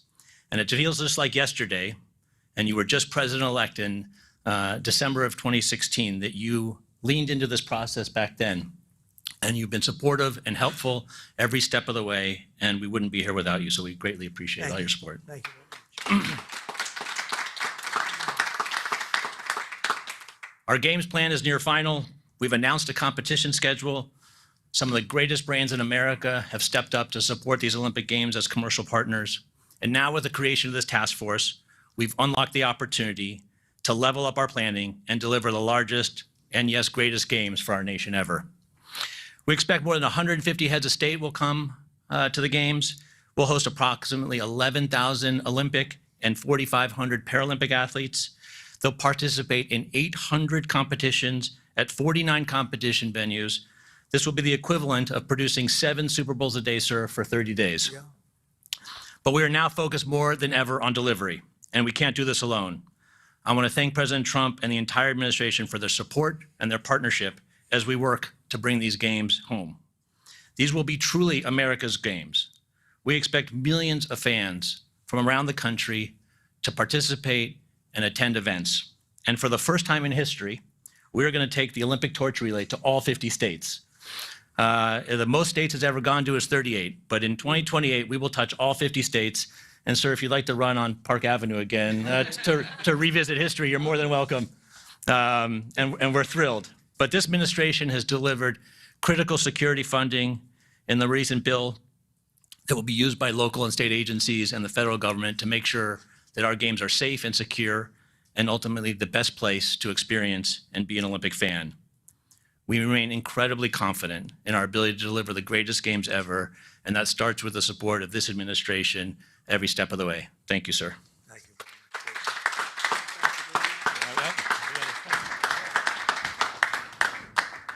So we don't have trophies in the Olympic movement, but as you know, 1984 hosted the Olympics in Los Angeles, right? And someone we admire, President Reagan, both of us, presided over those, and you will preside over our games. So we have for you a full set of the 84 original medals.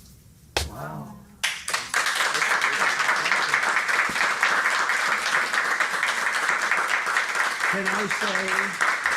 Can I say that I won them athletically? Yes, sir. That would be a great honor. Yes. That's beautiful. Thank you sir. very much. Thank you very much. Thank you. Thank you very much. Appreciate it. We'll send Yep. it.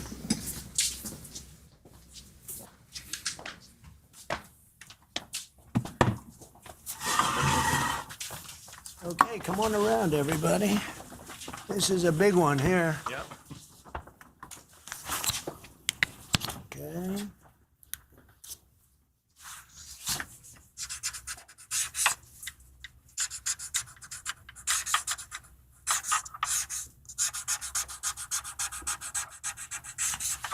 Pam, no auto pen. That was not an auto pen.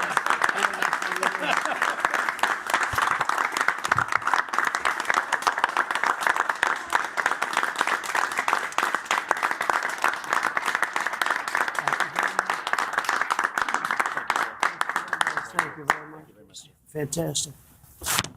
Thank you very much, everybody.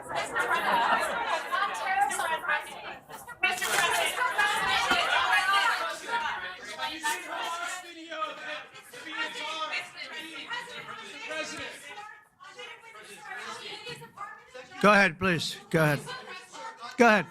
Mr. President, will the Department of Justice... Thank you, Mr. President. Thank you. Excuse me. That are Excuse me. No, he called on me, but thank you. Go ahead, please. Thank you, Mr. President.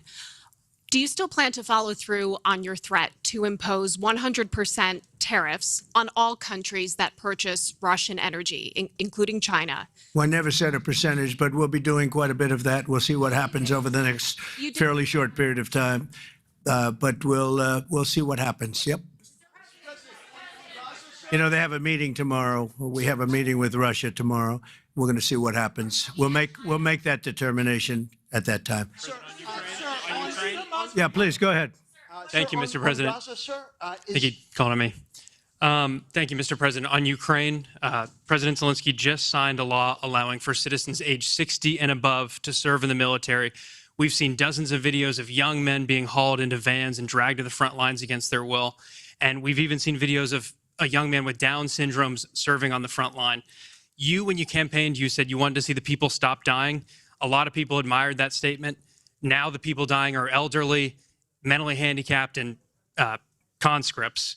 So even if a ceasefire doesn't work out, why should Americans continue to fund a foreign military that's scraping the bottom of the barrel of its population like this? Well, you have to understand very importantly, this is Biden's war. This is not my war. I'm here to get us out of it. It's a mess, and I'm here to get us out. I haven't heard that when you say about 60-year-old men and, et cetera. But this is Biden's war, and we're working very hard to get us out. I stopped 5 wars in the last 5 months, actually, and I'd like this to be the 6th, frankly, and that doesn't even include Iran, which obliterating their nuclear haul because they would have had nuclear weapons within 2 months.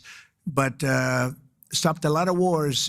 You just take a look at the ones just over the last 2 or 3 months. It's been amazing. This is the one I'm trying to stop. This is the one we're working hardest on. The other ones I stopped within a matter of days, almost every one of them, including India and Pakistan. And I could go over the whole list, but you know the list as well as I do. But this is the one we'd like to see. I haven't not heard that, but this is Biden's war. And it's a war that he got us into or indirectly got us into. It should have never happened. It would have never happened had I been president. Yeah, next to you. Thank you, Mr. President. Would you support Israel reoccupying all of Gaza as has been suggested by some Israeli officials? Well, I don't know what the suggestion is. I know that we are there now trying to get people fed. As you know, $60 million was given by the United States fairly recently to supply food and a lot of food, frankly, for the people of Gaza that are obviously not doing too well with the food. And I know Israel is going to help us with that in terms of distribution and also money.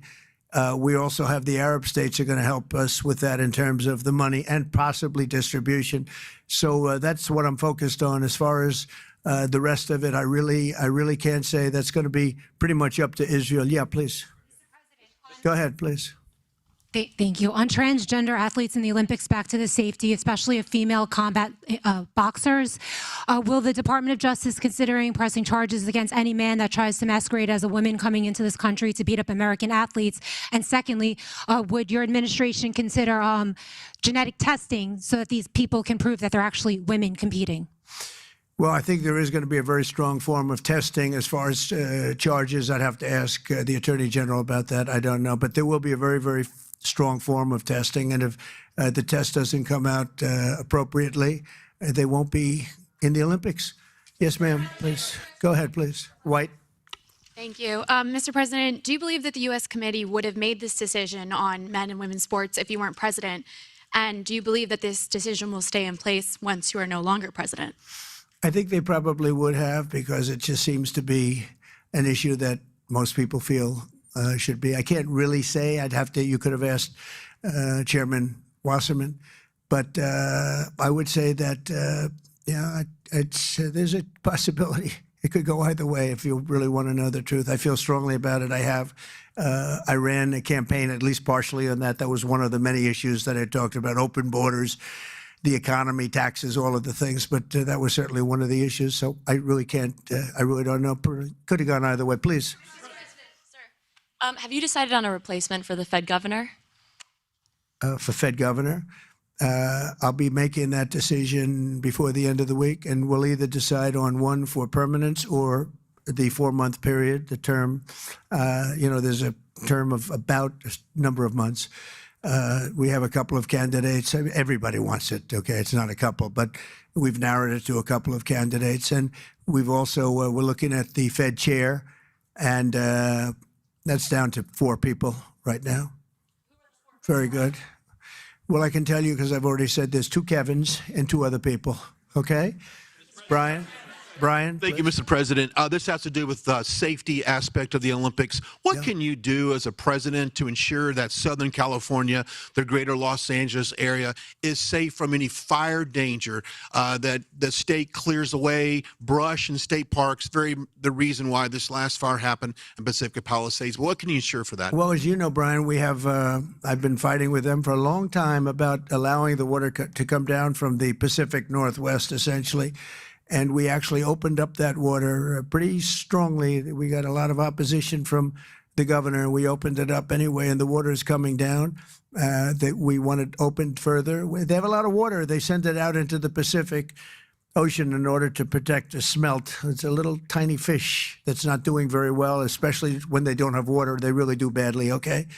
But it's a fish, environmentally protected, even though it's in many other areas. I think they just use that as an excuse to smelt. You'll check that out. But I think it's just an excuse. They've got to allow full water, and they're working with Lee Zeldin is really helping us a lot. But they've got to allow the full complement of water to come down from the Pacific Northwest. There is so much water. If Gavin Newsom let the water come down, see the way I pronounced his name properly for a change, if this guy allowed the water to come down from the Pacific Northwest, they have so much water they don't know what to do with it. All of those sprinklers would have gone on. All of those people with those beautiful houses with sprinklers in the ceilings and with the water, the fire pumps outside, all that water, they didn't have any water because they wouldn't let the water come down. There's so much water there. At first, when I got involved with this issue in my first term, I said to the congressman, they took me up because they wanted to show me the fields where they could farm 10 times more product. You'd see 100 acres, and you'd see 1 acre or 2 acres, beautiful green. It's very vibrant soil, but they don't give it the water that it's entitled to. And I said, oh, they have a drought? I said, no, they told me we don't have a drought. They don't, the Democrats don't allow the water to come down into the farms and into anywhere. By the time it gets down even into certain parts of California, it's fed out stupidly into the Pacific Ocean. If that water were allowed, so we broke into it and we allowed it to come down, and it come down on a higher level, and we want that, and we're demanding that of the governor. The other thing is, we'll do anything necessary to keep the Olympics safe, including using our National Guard or military. Okay? No, I will use the National Guard or military. This is going to be so safe, and if we have to, because obviously you have a mayor that is not very competent. She can't get the permits for the people. You know, the people are still waiting for their permits. Lee Zeldin got them the federal permit, which is 10 times harder to get. And everybody can build on the federal basis, and that's the hard one. But the mayor, Bass, she refuses to or cannot get them permits. They're waiting. And I was there right after the fires, and I saw all these beautiful people standing by their homes, ready to get in and get to work. And they're waiting for their permits, and they're still waiting for their state permits and city permits. It's a disgrace. It's a disgrace. President Trump. Redress, yes, ma'am. Thank you, Mr. President. Thank you. India says that the U.S. imports Russian uranium, chemicals, fertilizers, while criticizing their energy imports. Your response to that, sir? I don't know anything about it. I'd have to check, but we'll get back to you on that. Yeah, please. Mr. President, Yeah, go ahead. have you seen the Hamas released video of Israeli hostage Avitar David starving and being forced to dig his own grave in a Hamas tunnel? I have, yeah. I have. I think it's horrible. I think it's horrible. And I hope a lot of people do get to see it, as bad as it is, because I think it's a horrible thing. Yeah, behind you, please. Mr. President, Yes. Can you speak to just how, this drop-off in foreign-born workers is going to benefit Americans, and will it force American companies to pay fairer wages to American workers? Well, we want to take care of our American workers, and first and foremost, and that's what we're doing. We also want to help our farmers, because our farmers are producing like never before. We have to help them. And we're working out some very complicated strategies and language. But the main thing that I think I was elected to do is to get the illegals out of our country, who are especially in particular criminals. 11,888 murderers were allowed into our country with Biden's open border policy, with our border czar, who never spoke to the Border Patrol, never went to the border one time. That's Kamala. And think of it. We have murderers. We have people coming in from all countries all over the world, from prisons in the Congo and Africa, from prisons all over South America, all over rough parts of Europe, all over Asia. They're pouring into our country. Not anymore. So we just announced we had our third consecutive month where we were rated 0 people. And these are, frankly, very liberal people that make up these charts. So I don't know what's wrong with them. They seem to not be doing their job for the Democrats.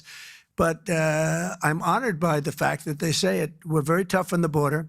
And people can come into our country, but they have to come in legally. So I think that we've done an amazing job, actually. But we have to get the criminals out of our country, murderers, drug dealers, gang members. They emptied prisons into our country. It's one of the reasons, I think, even beyond the economy, it's one of the reasons I got elected. It's really maybe the number one. I was between the economy and that. But, as I said before, our nation is doing really well, but we have to get these really bad people. They should have never been allowed in our country. Open border policy is for fools. We're the only country in the world with an open borders policy, but we don't have that anymore. We had 0 now for 3 months in a row. Peter? much, President Trump. Nice to see you got off the roof all right. Yeah, yeah. You said this morning that you probably won't be running for a third term. This weekend, Secretary of State Rubio said that he thought J.D. Vance would be a great nominee. You could clear the entire Republican field right now. Do you agree that the heir apparent to MAGA is J.D. Vance? Well, I think most likely, in all fairness, he's the vice president. I think Marco is also somebody that maybe would get together with J.D. in some form. I also think we have incredible people, some of the people on the stage right here. So it's too early, obviously, to talk about it, but certainly he's doing a great job, and he would be probably favored at this point. And on Texas, if Texas redrawing their congressional map would get you 5 safe red seats, means that California, New York, Illinois, and Maryland are all going to redraw their maps to add safe. Well, they'll do it anyway. Is it worth it? Yeah, they'll do it anyway. Why? If we stop over there, they would have done it anyway. Look, a lot of these states, I watched this morning as Democrats are complaining, and they're complaining from states where they've done it, like in Illinois, like in Massachusetts. I watched this lunatic, Pocahontas. She's a total lunatic. I don't know what she's on. She's all jumping up and down like I've never seen anything like it, talking about supporting the communist mayor. And he's not a socialist. He's a communist, okay? This is not a socialist, man. This is a communist. If you look at any of his policies and go back 6 months, you don't even have to go back further than that. So they want to put a communist in New York. Now, the good news is we have a lot of power over that because we're the ones with the money. We send the money. We don't send the money. It's up to the White House, a lot of power in the White House. But when I watched her jumping up and down, talking about that and supporting the communists, but if you look at what's going on with the redistricting or whatever you want to call it, the Democrats have done it long before we started. They've done it all over the place. They did it in New York. They did it in a lot of different states. But in Massachusetts, so somebody used this as an example today. I was interviewed this morning, and they said, it's pretty unfair. Trump got 40%. I'm not proud of that, but I think I probably got more, but that's okay. I got 40% in Massachusetts, and yet they have 100% of the vote in terms of Congress. So there's no Republican, there's no anything. So we should have 40%. You know why? They redistricted, and they've done it all over the place. And they've done it in California, by the way. Before this, they've done it in California. So we'll see what happens. We have a wonderful governor in Texas. He feels strongly about it. It's going to be up to him. I think there's tremendous support for it. And, we've watched the Democrats destroy our country in 4 years. They've destroyed, between their open borders that we talked about, transgender for everybody, all of the horrible things that they've done, high taxes, horrible medical provision for people. We've watched them destroy our country for 4 years, and people don't want that. And people in Texas, as you saw, I got the highest vote in the history of Texas. I love Texas. Texas likes me, obviously.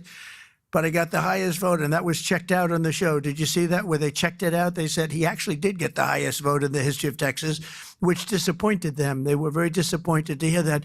But Texas is a place that's done very well with a free enterprise kind of an attitude, with the exact opposite of what's happening in New York with a communist mayor. And they know what they're doing, and they're doing the right thing. Yeah. Two questions for you.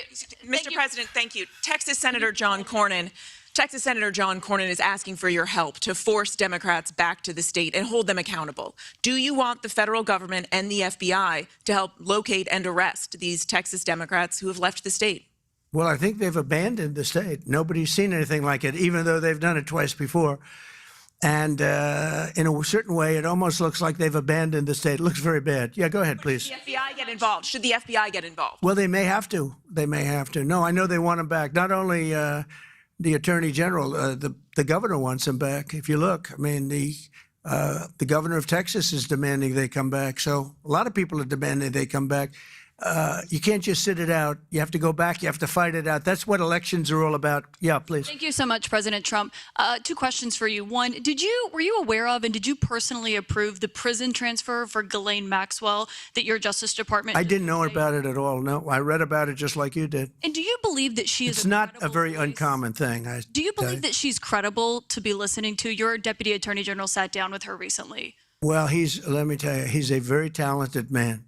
His name is Todd Blanche. He's a very legitimate person, very high, I just a very highly thought of person, respected by everybody. And I didn't talk to him about it, but I will tell you that whatever he asked would be totally appropriate, and it's not an uncommon thing to do that.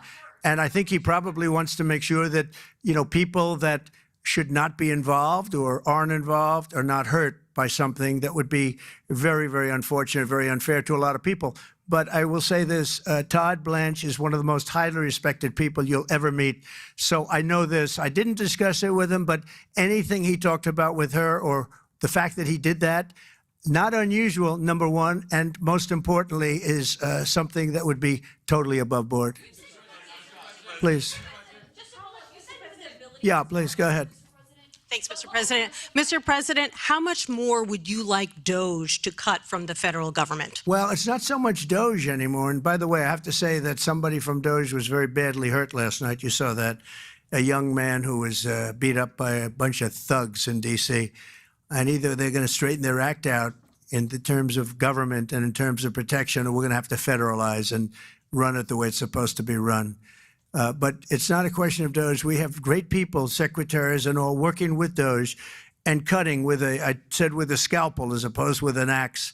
They're cutting with a fine-tooth comb, and they're getting rid of people that aren't doing their job, or bad people, or bad things, bad policy, et cetera, et cetera. And I think we've been very successful in that. And there's more cutting to do, but there's also more getting. We want smart people in government. Our country is doing great. I think we are doing probably, maybe in many ways, better than we've ever done before. We're taking in trillions, not billions, trillions and trillions of dollars from other countries who, for years, took advantage of us. They took advantage of the United States like we were children, and that's not happening anymore. Now they're paying a lot of money, and they're paying hundreds of billions of dollars. Individual countries paying hundreds of billions of dollars. You're seeing what everybody else is seeing. And we have a lot of things we can do. One of the questions asked of me this morning is, are you going to make a dividend to the people? And the purpose of what I'm doing is primarily to pay down debt, which will happen in very large quantity. But I think there's also a possibility that we're taking in so much money that we may very well make a dividend to the people of America. Thank you all very much. Thank you. Thank you very much. Thank you.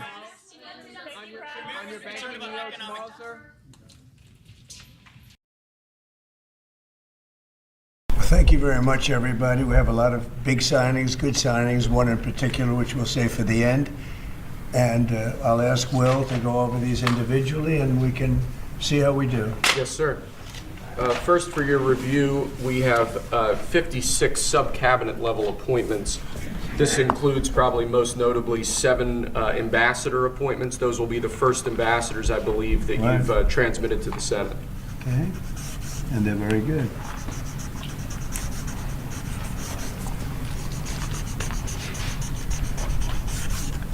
Okay. Thank you, sir.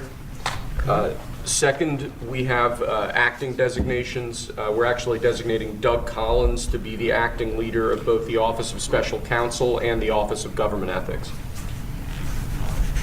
You know Doug, everybody, all right?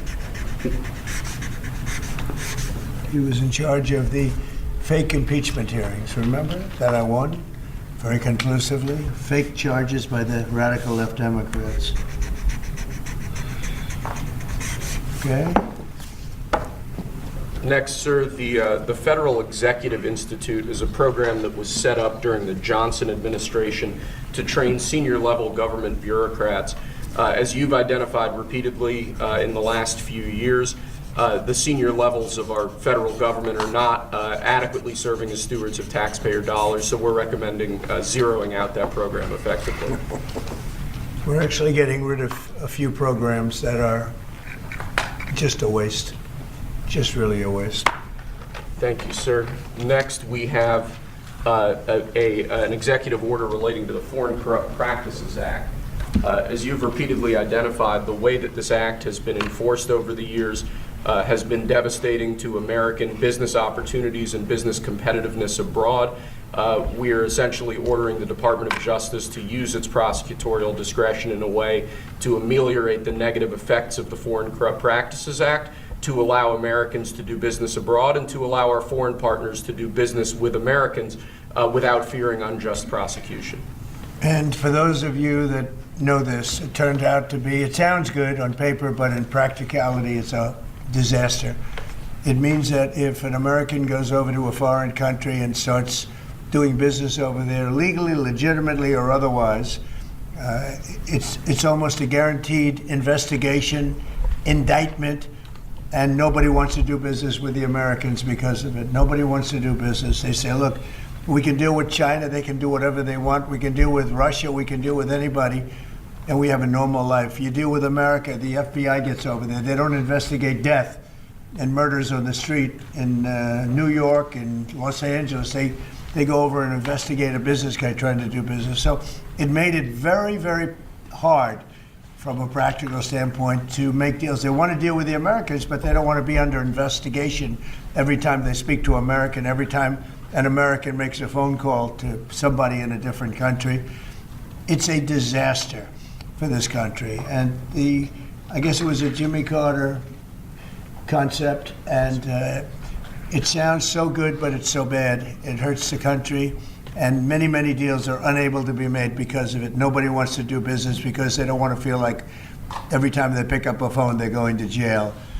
So we'll sign this, and it takes courage to sign it because you only get bad publicity when you sign it. It sounds so nice, the title is so lovely, but it's an absolutely horror show for America. So we're signing it because that's what we have to do to make it good.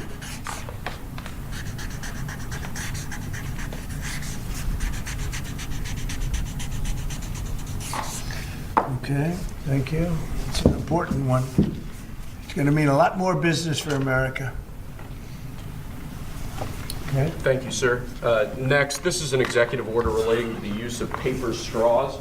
As you've consistently identified, nobody really likes paper straws. Number one trending. Can you believe it? A paper straw was number one trending for 3 days or something. The environmental impact of plastic straws versus paper straws is entirely unclear. This has cost both the government and private industry an absolute ton of money and left consumers all over the country wildly dissatisfied with their straws. So we're asking aspects of the federal government, federal departments and agencies to look at their existing procurement processes, and we're asking your Domestic Policy Council to look holistically at this issue to address it, and it really is something that affects ordinary Americans in their everyday lives. We're going back to plastic straws. These things don't work. I've had them many times, and on occasion they break, they explode. If something's hot, they don't last very long, like a matter of minutes, sometimes a matter of seconds. It's a ridiculous situation. So we're going back to plastic straws. I think it's okay.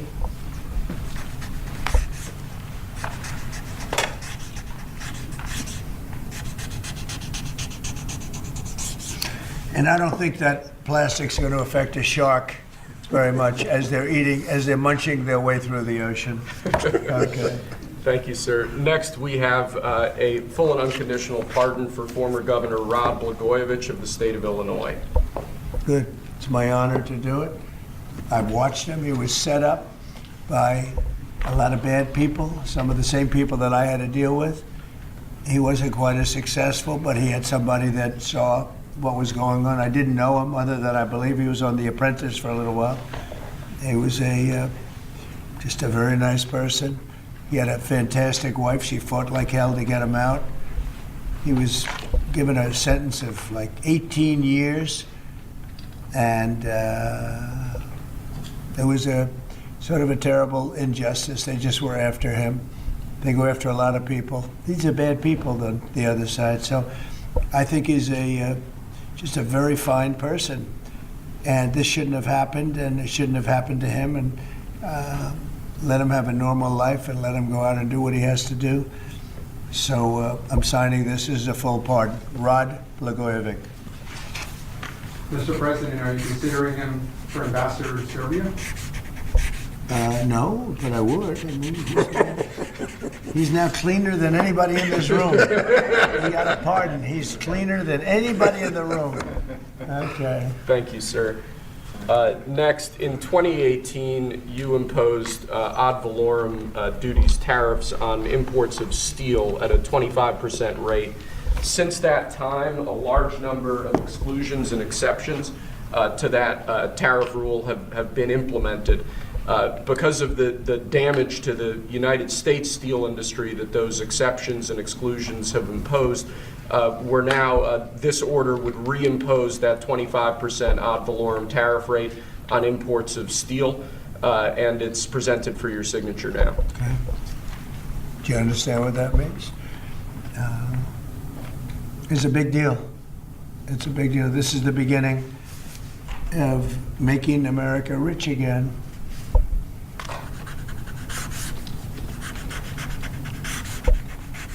Mr. Secretary, do you have anything to say?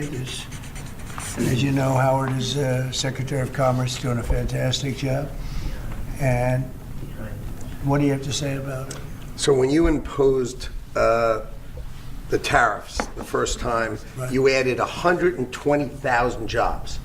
And since that time, it's been picked away and nicked away and excluded away, and we've lost 107,000 jobs. And remember, these aren't just general jobs. These are steel workers in America, and now you're going to bring them back. You're going to bring those 120,000 jobs back to America. You are the president who's standing up for the American steel worker, and I am just tremendously impressed and delighted to stand next to you. Mr. President, So let me just make a statement, and essentially this is another way of saying we're doing a 25% tariff on steel and aluminum. So the failed American trade policies have led our once incredible United States steel and aluminum industries, once incredible, they're not now, but they're not bad. I saved them because of my first term, totally saved them. If I didn't do what I did, I put massive tariffs, not the highest level, but pretty massive tariffs. We took in a lot of money and we took in a lot of jobs, but we were being pummeled by both friend and foe alike. Our nation requires steel and aluminum to be made in America, not in foreign lands. We need to create, in order to protect our country's future, a resurgence of U.S. manufacturing and production, the likes of which has not been seen for many decades. It's time for our great industries to come back to America. I want them back to America. This is the first of many, and you know what I mean by that. We're going to be doing others on other subjects, topics. Protecting our steel and aluminum industries is a must, and today I'm simplifying our tariffs on steel and aluminum so that everyone can understand exactly what it means. It's 25% without exceptions or exemptions. And that's all countries, no matter where it comes from, all countries. If made in the United States, however, United States of America, there is no tariff, zero. So if it's made in the United States, there is no tariff. All you have to do is make it in the United States. We don't need it from another country. As an example, Canada. If we make it in the United States, we don't need it to be made in Canada. We'll have the jobs. That's why Canada should be our 51st state. We'll bring back industries, and we'll bring back our jobs, and we'll make America industry great again. So essentially, we're putting on a 25% tariff without exception on all aluminum and all steel. And it's going to mean a lot of businesses are going to be opening in the United States. Now, we're going to be meeting over the next 4-week period, maybe on a weekly basis, and maybe we'll do a couple of them at different times and maybe together. But we'll be talking about other subjects like cars. We'll be talking about drugs and pharmaceuticals. We'll be discussing chips, and we're going to be doing some other things in addition to that, all which will bring in a lot of jobs into our country. Cars is going to be a very big one and a very important one, and America is going to be stronger than it ever was before. Okay? So are you finished with everything, I think? We have aluminum still to sign. Okay, here, let's sir. go. So with respect to aluminum, similarly to steel, since 2018, a large number of exceptions and exemptions have been added into the law. This eliminates all of those and also increases the ad valorem tariff rate from 10 to 25%. Mostly the last part is the most important, right? Would you say? Totally. So basically, this is aluminum, the same thing, no exceptions, no nothing. And it's going to bring our aluminum business back and may go higher. I mean, frankly, it may go higher. And we're going to also be talking about we're going to be talking about things over the next 3 weeks that I think will be amazing for our country, amazing for our jobs, and will bring us to a new level of prosperity. And I think, frankly, our allies and our enemies all over the world expected this. They really expected it for years. They really expected it sometime during the Biden administration, but they didn't do anything. As you know, I put tariffs on China. We took in hundreds of billions of dollars with those tariffs, and Biden wasn't able to get them out. He tried to, but it was too much money. He couldn't do it. And we're going to be doing a very concise and, very, it's going to be good. And I don't think if done properly, and we're going to try and do that, we don't want it to hurt other countries, but they've been taking advantage of us for years and years and years, and they've charged us tariffs. Most of them have charged us, almost everyone, I would say, almost without exception. Definitely. They've charged us, and we haven't charged them. And it's time to be reciprocal. So you'll be hearing that word a lot, reciprocal. If they charge us, we charge them. If they're at 25, we're at 25. If they're at 10, we're at 10. And if they're much higher than 25, that's what we are too. So that's having to do with everything. That's not just steel and aluminum. But we'll be discussing that over the next couple of weeks. But we will be looking at chips, and we will be looking at cars, and we're going to be looking at pharmaceuticals, and there'll be a couple of other things also in addition. Mr. President, U.S. steelworkers have said that they support this move. But what would you say to American consumers who are worried that prices That they do support this move? U.S. steelmakers. I love the steelmakers. That's good. Well, what do you say of course to American because they consumers? want to save their businesses.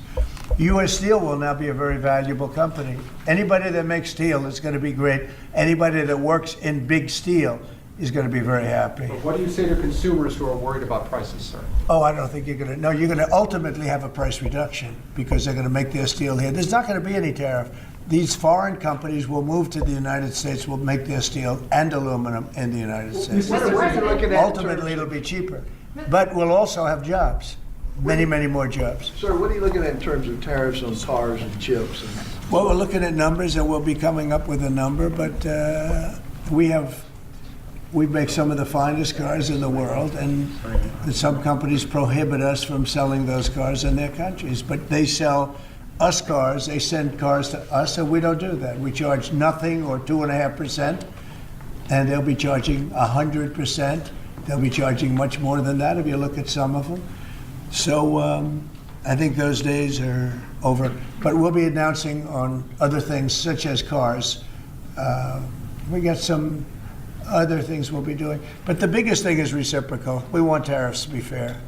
If they charge us, we charge them. Tomorrow, the reciprocal tariffs? We'll be doing reciprocal over the next, I would say, 2 days, don't you think? 2 days, yeah, maybe. Mr. President, the Australian Prime Minister has said that you are considering an exemption from Australia on steel. Is that correct? And why? I just spoke to him, very fine man, and he has a surplus. I mean, we have a surplus with Australia, one of the few. And the reason is they buy a lot of airplanes. They are rather far away, and they need lots of airplanes. And we actually have a surplus. It's one of the only countries which we do. And I told him that that's something that we will give great consideration to. And would you consider one for the UK as well? Well, we have a huge deficit with the UK. Big difference. You don't have a deficit with Argentina. Is that country also going to be? We have a little deficit with Argentina. We almost with every country, but Australia, because of the airplanes, they buy a lot of airplanes. There's a little bit of a surplus. Mr. President, if other countries retaliate, I don't mind. What is your plan for example, farmers? Last term, you gave Well, the farmers are money going to be farmers. helped Would you do that greatly. again? Yeah, the farmers are going to be helped greatly because they're not going to be dumping everything into our country. This would be a great bill for farmers. And in terms of retaliation, if they retaliate, it's, as I said, it's reciprocal. So if they raise it a little bit, then we raise it automatically. So I don't think it helps for them to retaliate. But also remember this, they can't really retaliate because we're the piggy bank. We're the piggy bank. But if we don't do this, we won't be the piggy bank for long. We won't be much of a country. Mr. President, did you see that report, sir, that Hamas was going to stop releasing Israeli hostages, and what was your reaction? I think it's terrible. Look, I looked at the hostages that came in, and they're emaciated. It looked like something out of the 1930s. It's an absolute disgrace. And I think they saw the way the world viewed it, and they're looking for a reason not to send more because they're all. You take a look at that. It looked like it was a concentration camp, which essentially it was. It looks like they came out of the Holocaust. And what a sad thing. One of them was a young man, good-looking guy, a little bit heavier than perhaps he could have been, and now he looks like he's not even recognizable. Not even recognizable. Is the ceasefire deal at risk of falling apart? Look, I can tell you that those people have been badly hurt, both mentally and physically. And I'm talking about the young women that came out also previously. And I think one of the reasons they're doing this is because they're probably sending the best. What you see is probably the best because they want to send people that look at least healthy.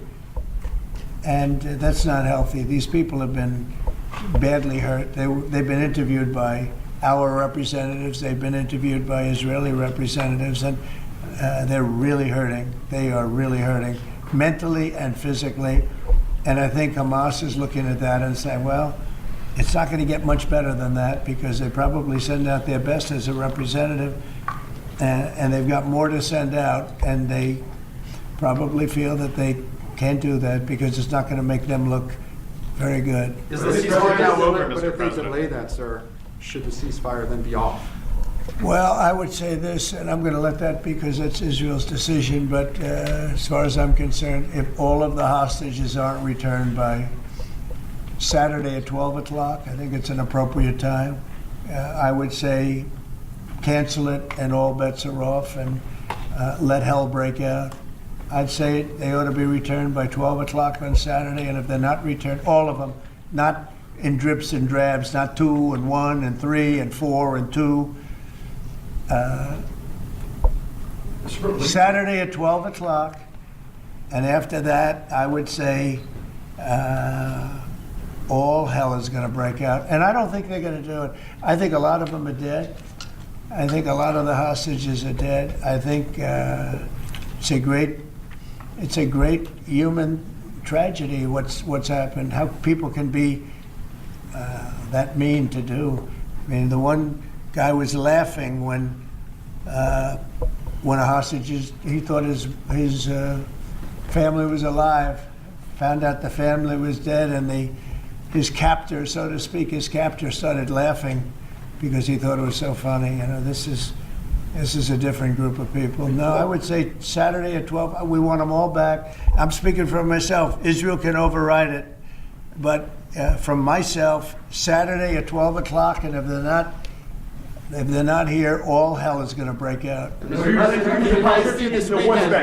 President, in an interview this weekend, you said that Palestinians would not be guaranteed the right to return to Gaza if the U.S.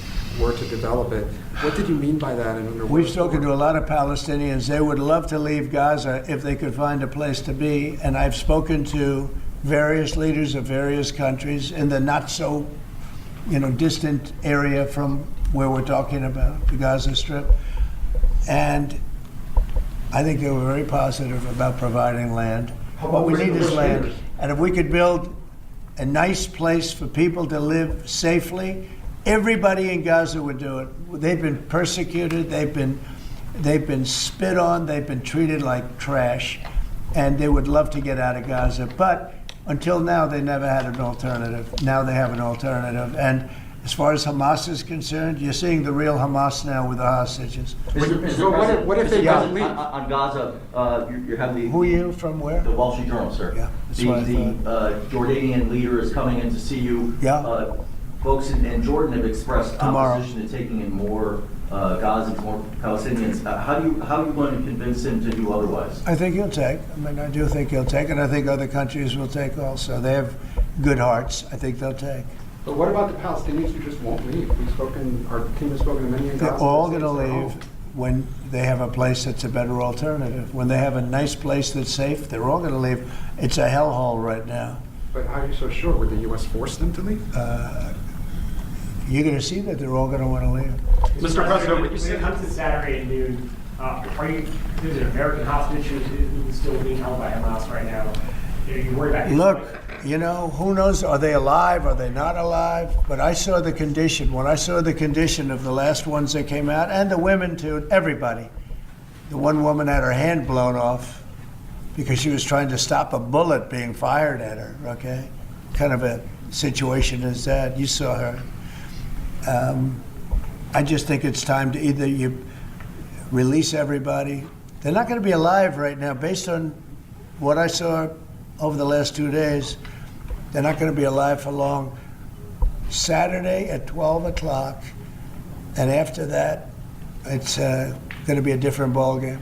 Mr. President, when you say all hell is going to break loose, are you speaking about retaliation from Israel? You'll find out, Okay. and they'll find out too. Hamas will find out what I mean. Mr. President, with the consumer They're going to financial... find out what I mean. These are sick people, and they'll find out what I mean. Saturday at 12 o'clock. But no involvement How from about the the U.S. Palestinians from the West Bank? Are they going to be relocated too? What's your Well, position right on the now, West no. Bank? Right now, they're there, and I assume they want to remain there. It's different. They're there. It's never been like what we're talking about with the Gaza Strip. So they're going to continue. You have no plan? No, I no plans there. Mr. President, regarding the Consumer Financial Protection Bureau, Democrats, including Elizabeth Warren, have said that by freezing it, it's giving big banks and giant corporations the green light to scam families. Your response? Pocahontas, the faker. You know, that was set up to destroy people. She used that as her little personal agency to go around and destroy people. And she's a fake. Just like she said she was an Indian, and she wasn't an Indian. You have more Indian blood in you than she has. She went to college based on the fact that she was an Indian. She got jobs based on the fact that she was an Indian. She's a fake. That was set up to destroy some very good people, and it worked. I mean, it worked. A lot of great people. I'll tell you, before I ever heard the term, people would come up to me in the Midwest and areas that say, "Sir, I'm being destroyed by them." They use that to destroy people. She's a nasty woman. She's a really nasty woman, despite her phony beer commercial. We did the right thing. That was a very important thing to get rid of. Can you confirm, President? And it was also a waste. I mean, number one, it was a bad group of people running it, but it was also a waste. If you looked at when she really ran it, wow, that was a vicious group of people. They really destroyed a lot of people. And you can confirm it's your goal is to have it totally eliminated? I would say, yeah, because we're trying to get rid of waste, fraud, and abuse.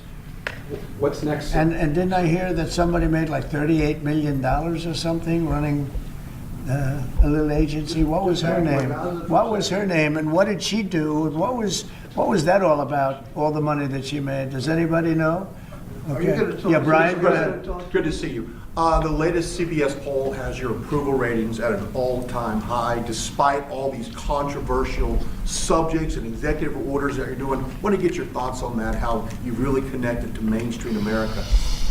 Yeah, I have high approval ratings because I'm using common sense, whether it's getting men out of women's sports. I mean, have you seen what goes on with the boxers and with the weightlifters and with the swimmers and everything? It's so ridiculous. And I mean, I think it's a 90% issue. And, the amazing thing, the Democrats are still fighting for it. It's crazy. It's crazy. I think we should go to Congress also, have that cemented and, make it indelible. But it's, to me, it's all common sense. Who wants an open border where prisons are dumped into our country, where prisoners are led into our country, many of whom are murderers? many of whom murdered far more than one person. And they're now roaming our country. Who wants that? I mean, it's terrible. Steve, I'd like you to say a couple of words about it. Yes, well, as you know, Mr. President, since you issued your day one executive orders, border crossings are down approximately 95%. You talk to agents on the line, in their entire careers, they've never seen crossing days as low as what they're experiencing right now. The cartels, in fact, are enormously frustrated because they've never seen a clampdown like this before in American history. There are people who were working at Border Patrol back when it was at INS in the 80s and 90s. They've never seen a day like this. That's because you've mobilized the 10th Mounted Division, the Marines, the entire U.S. military. They're erecting physical miles of barrier, temporary and ultimately permanent, every single day. You have all of your border agents pushed to the front line. They're not doing the humanitarian processing, quote unquote, that Biden was doing. They're doing law enforcement and national security. They're interdicting weapons and drugs. They're interdicting violent, high-threat criminals. And the U.S. military is repatriating illegal immigrants at a pace and a scale that has never occurred before in American history. And those who are committing human trafficking and child trafficking are being prosecuted for felony offenses, and they'll be doing hard time in jail. There's never been a lockdown like what you have implemented through your orders and vision since you took the oath of office. What's your thoughts on Doge? Wednesday at 10 a.m. they're having their first subcommittee going to focus on the fraud in Medicare. Yeah, before I discuss that, I just want to add to what Steve said. And we want people to come into our country, but we want them to come in legally. They have to go through a process. And we have to know that they haven't killed 9 people, or they haven't killed, like in one case, five people. And they're out on the loose, and we're all looking for that particular individual. This was all led in by Biden and the group of stupid people. Bad people and stupid people. Some are bad, some are stupid, some are both. But I'll tell you what they've done to this country. But we're cleaning it up. And hard to believe I can say it. It'll be better than ever before. But we have a lot of bad people we have to get at. We're searching out for a lot of them. I think Tom Homan and Christie are doing an unbelievable job. Christie Noem. They're doing an unbelievable job. They're taking out massive numbers of people. And you notice every country is accepting those people back. Remember, everyone said, oh, they'll never accept them. They're all taking them back. They have to. They're all taking them back. Every single country is taking them back. I don't know if they want them or not. I don't imagine they do, but they're taking them back. Okay. Mr. President, back on Gaza, you talked with Fox News about the billions of dollars we pay for Jordan and Egypt every year. Would you withhold aid to these countries if they don't agree to take in the Palestinians? Yeah, maybe. Sure. Why not? You mean if they don't agree? If they don't agree, I would conceivably withhold aid. Yeah. Are you going to talk to Prime Minister Netanyahu about the Saturday deadline? Sure. I mean, it's just my deadline, but yes, they may change it. But I think it's. I've seen too many people come out. They look like Holocaust victims from many years ago. I've never seen anything like it. I didn't think this could happen in this world today. You know, we think we have a civilized world. It's not civil. These are bad people we're dealing with. So that would be my suggestion. And he can open it up or not open it up, but that would be mine. Do you have anything to say about that? Your commerce, but you have a lot to say from the standpoint of your faith and your religion. Go ahead. So it's amazing that 4 years of nothing, and then you come in and you immediately start to move the needle. You have hostages coming out. You send Steve Witkoff, who's done an amazing job for you. You're changing the Middle East. You're supporting your ally Israel. And I, for one, can't be more impressed with the outcomes that you have driven. And choosing this Saturday to save people's lives or just be done with it seems like just the right choice. But I think it's time to come up with a date. It's Totally. What are we going to do? Keep every week 2 people, 3 people? No, I don't think you can do that anymore. So These are very seriously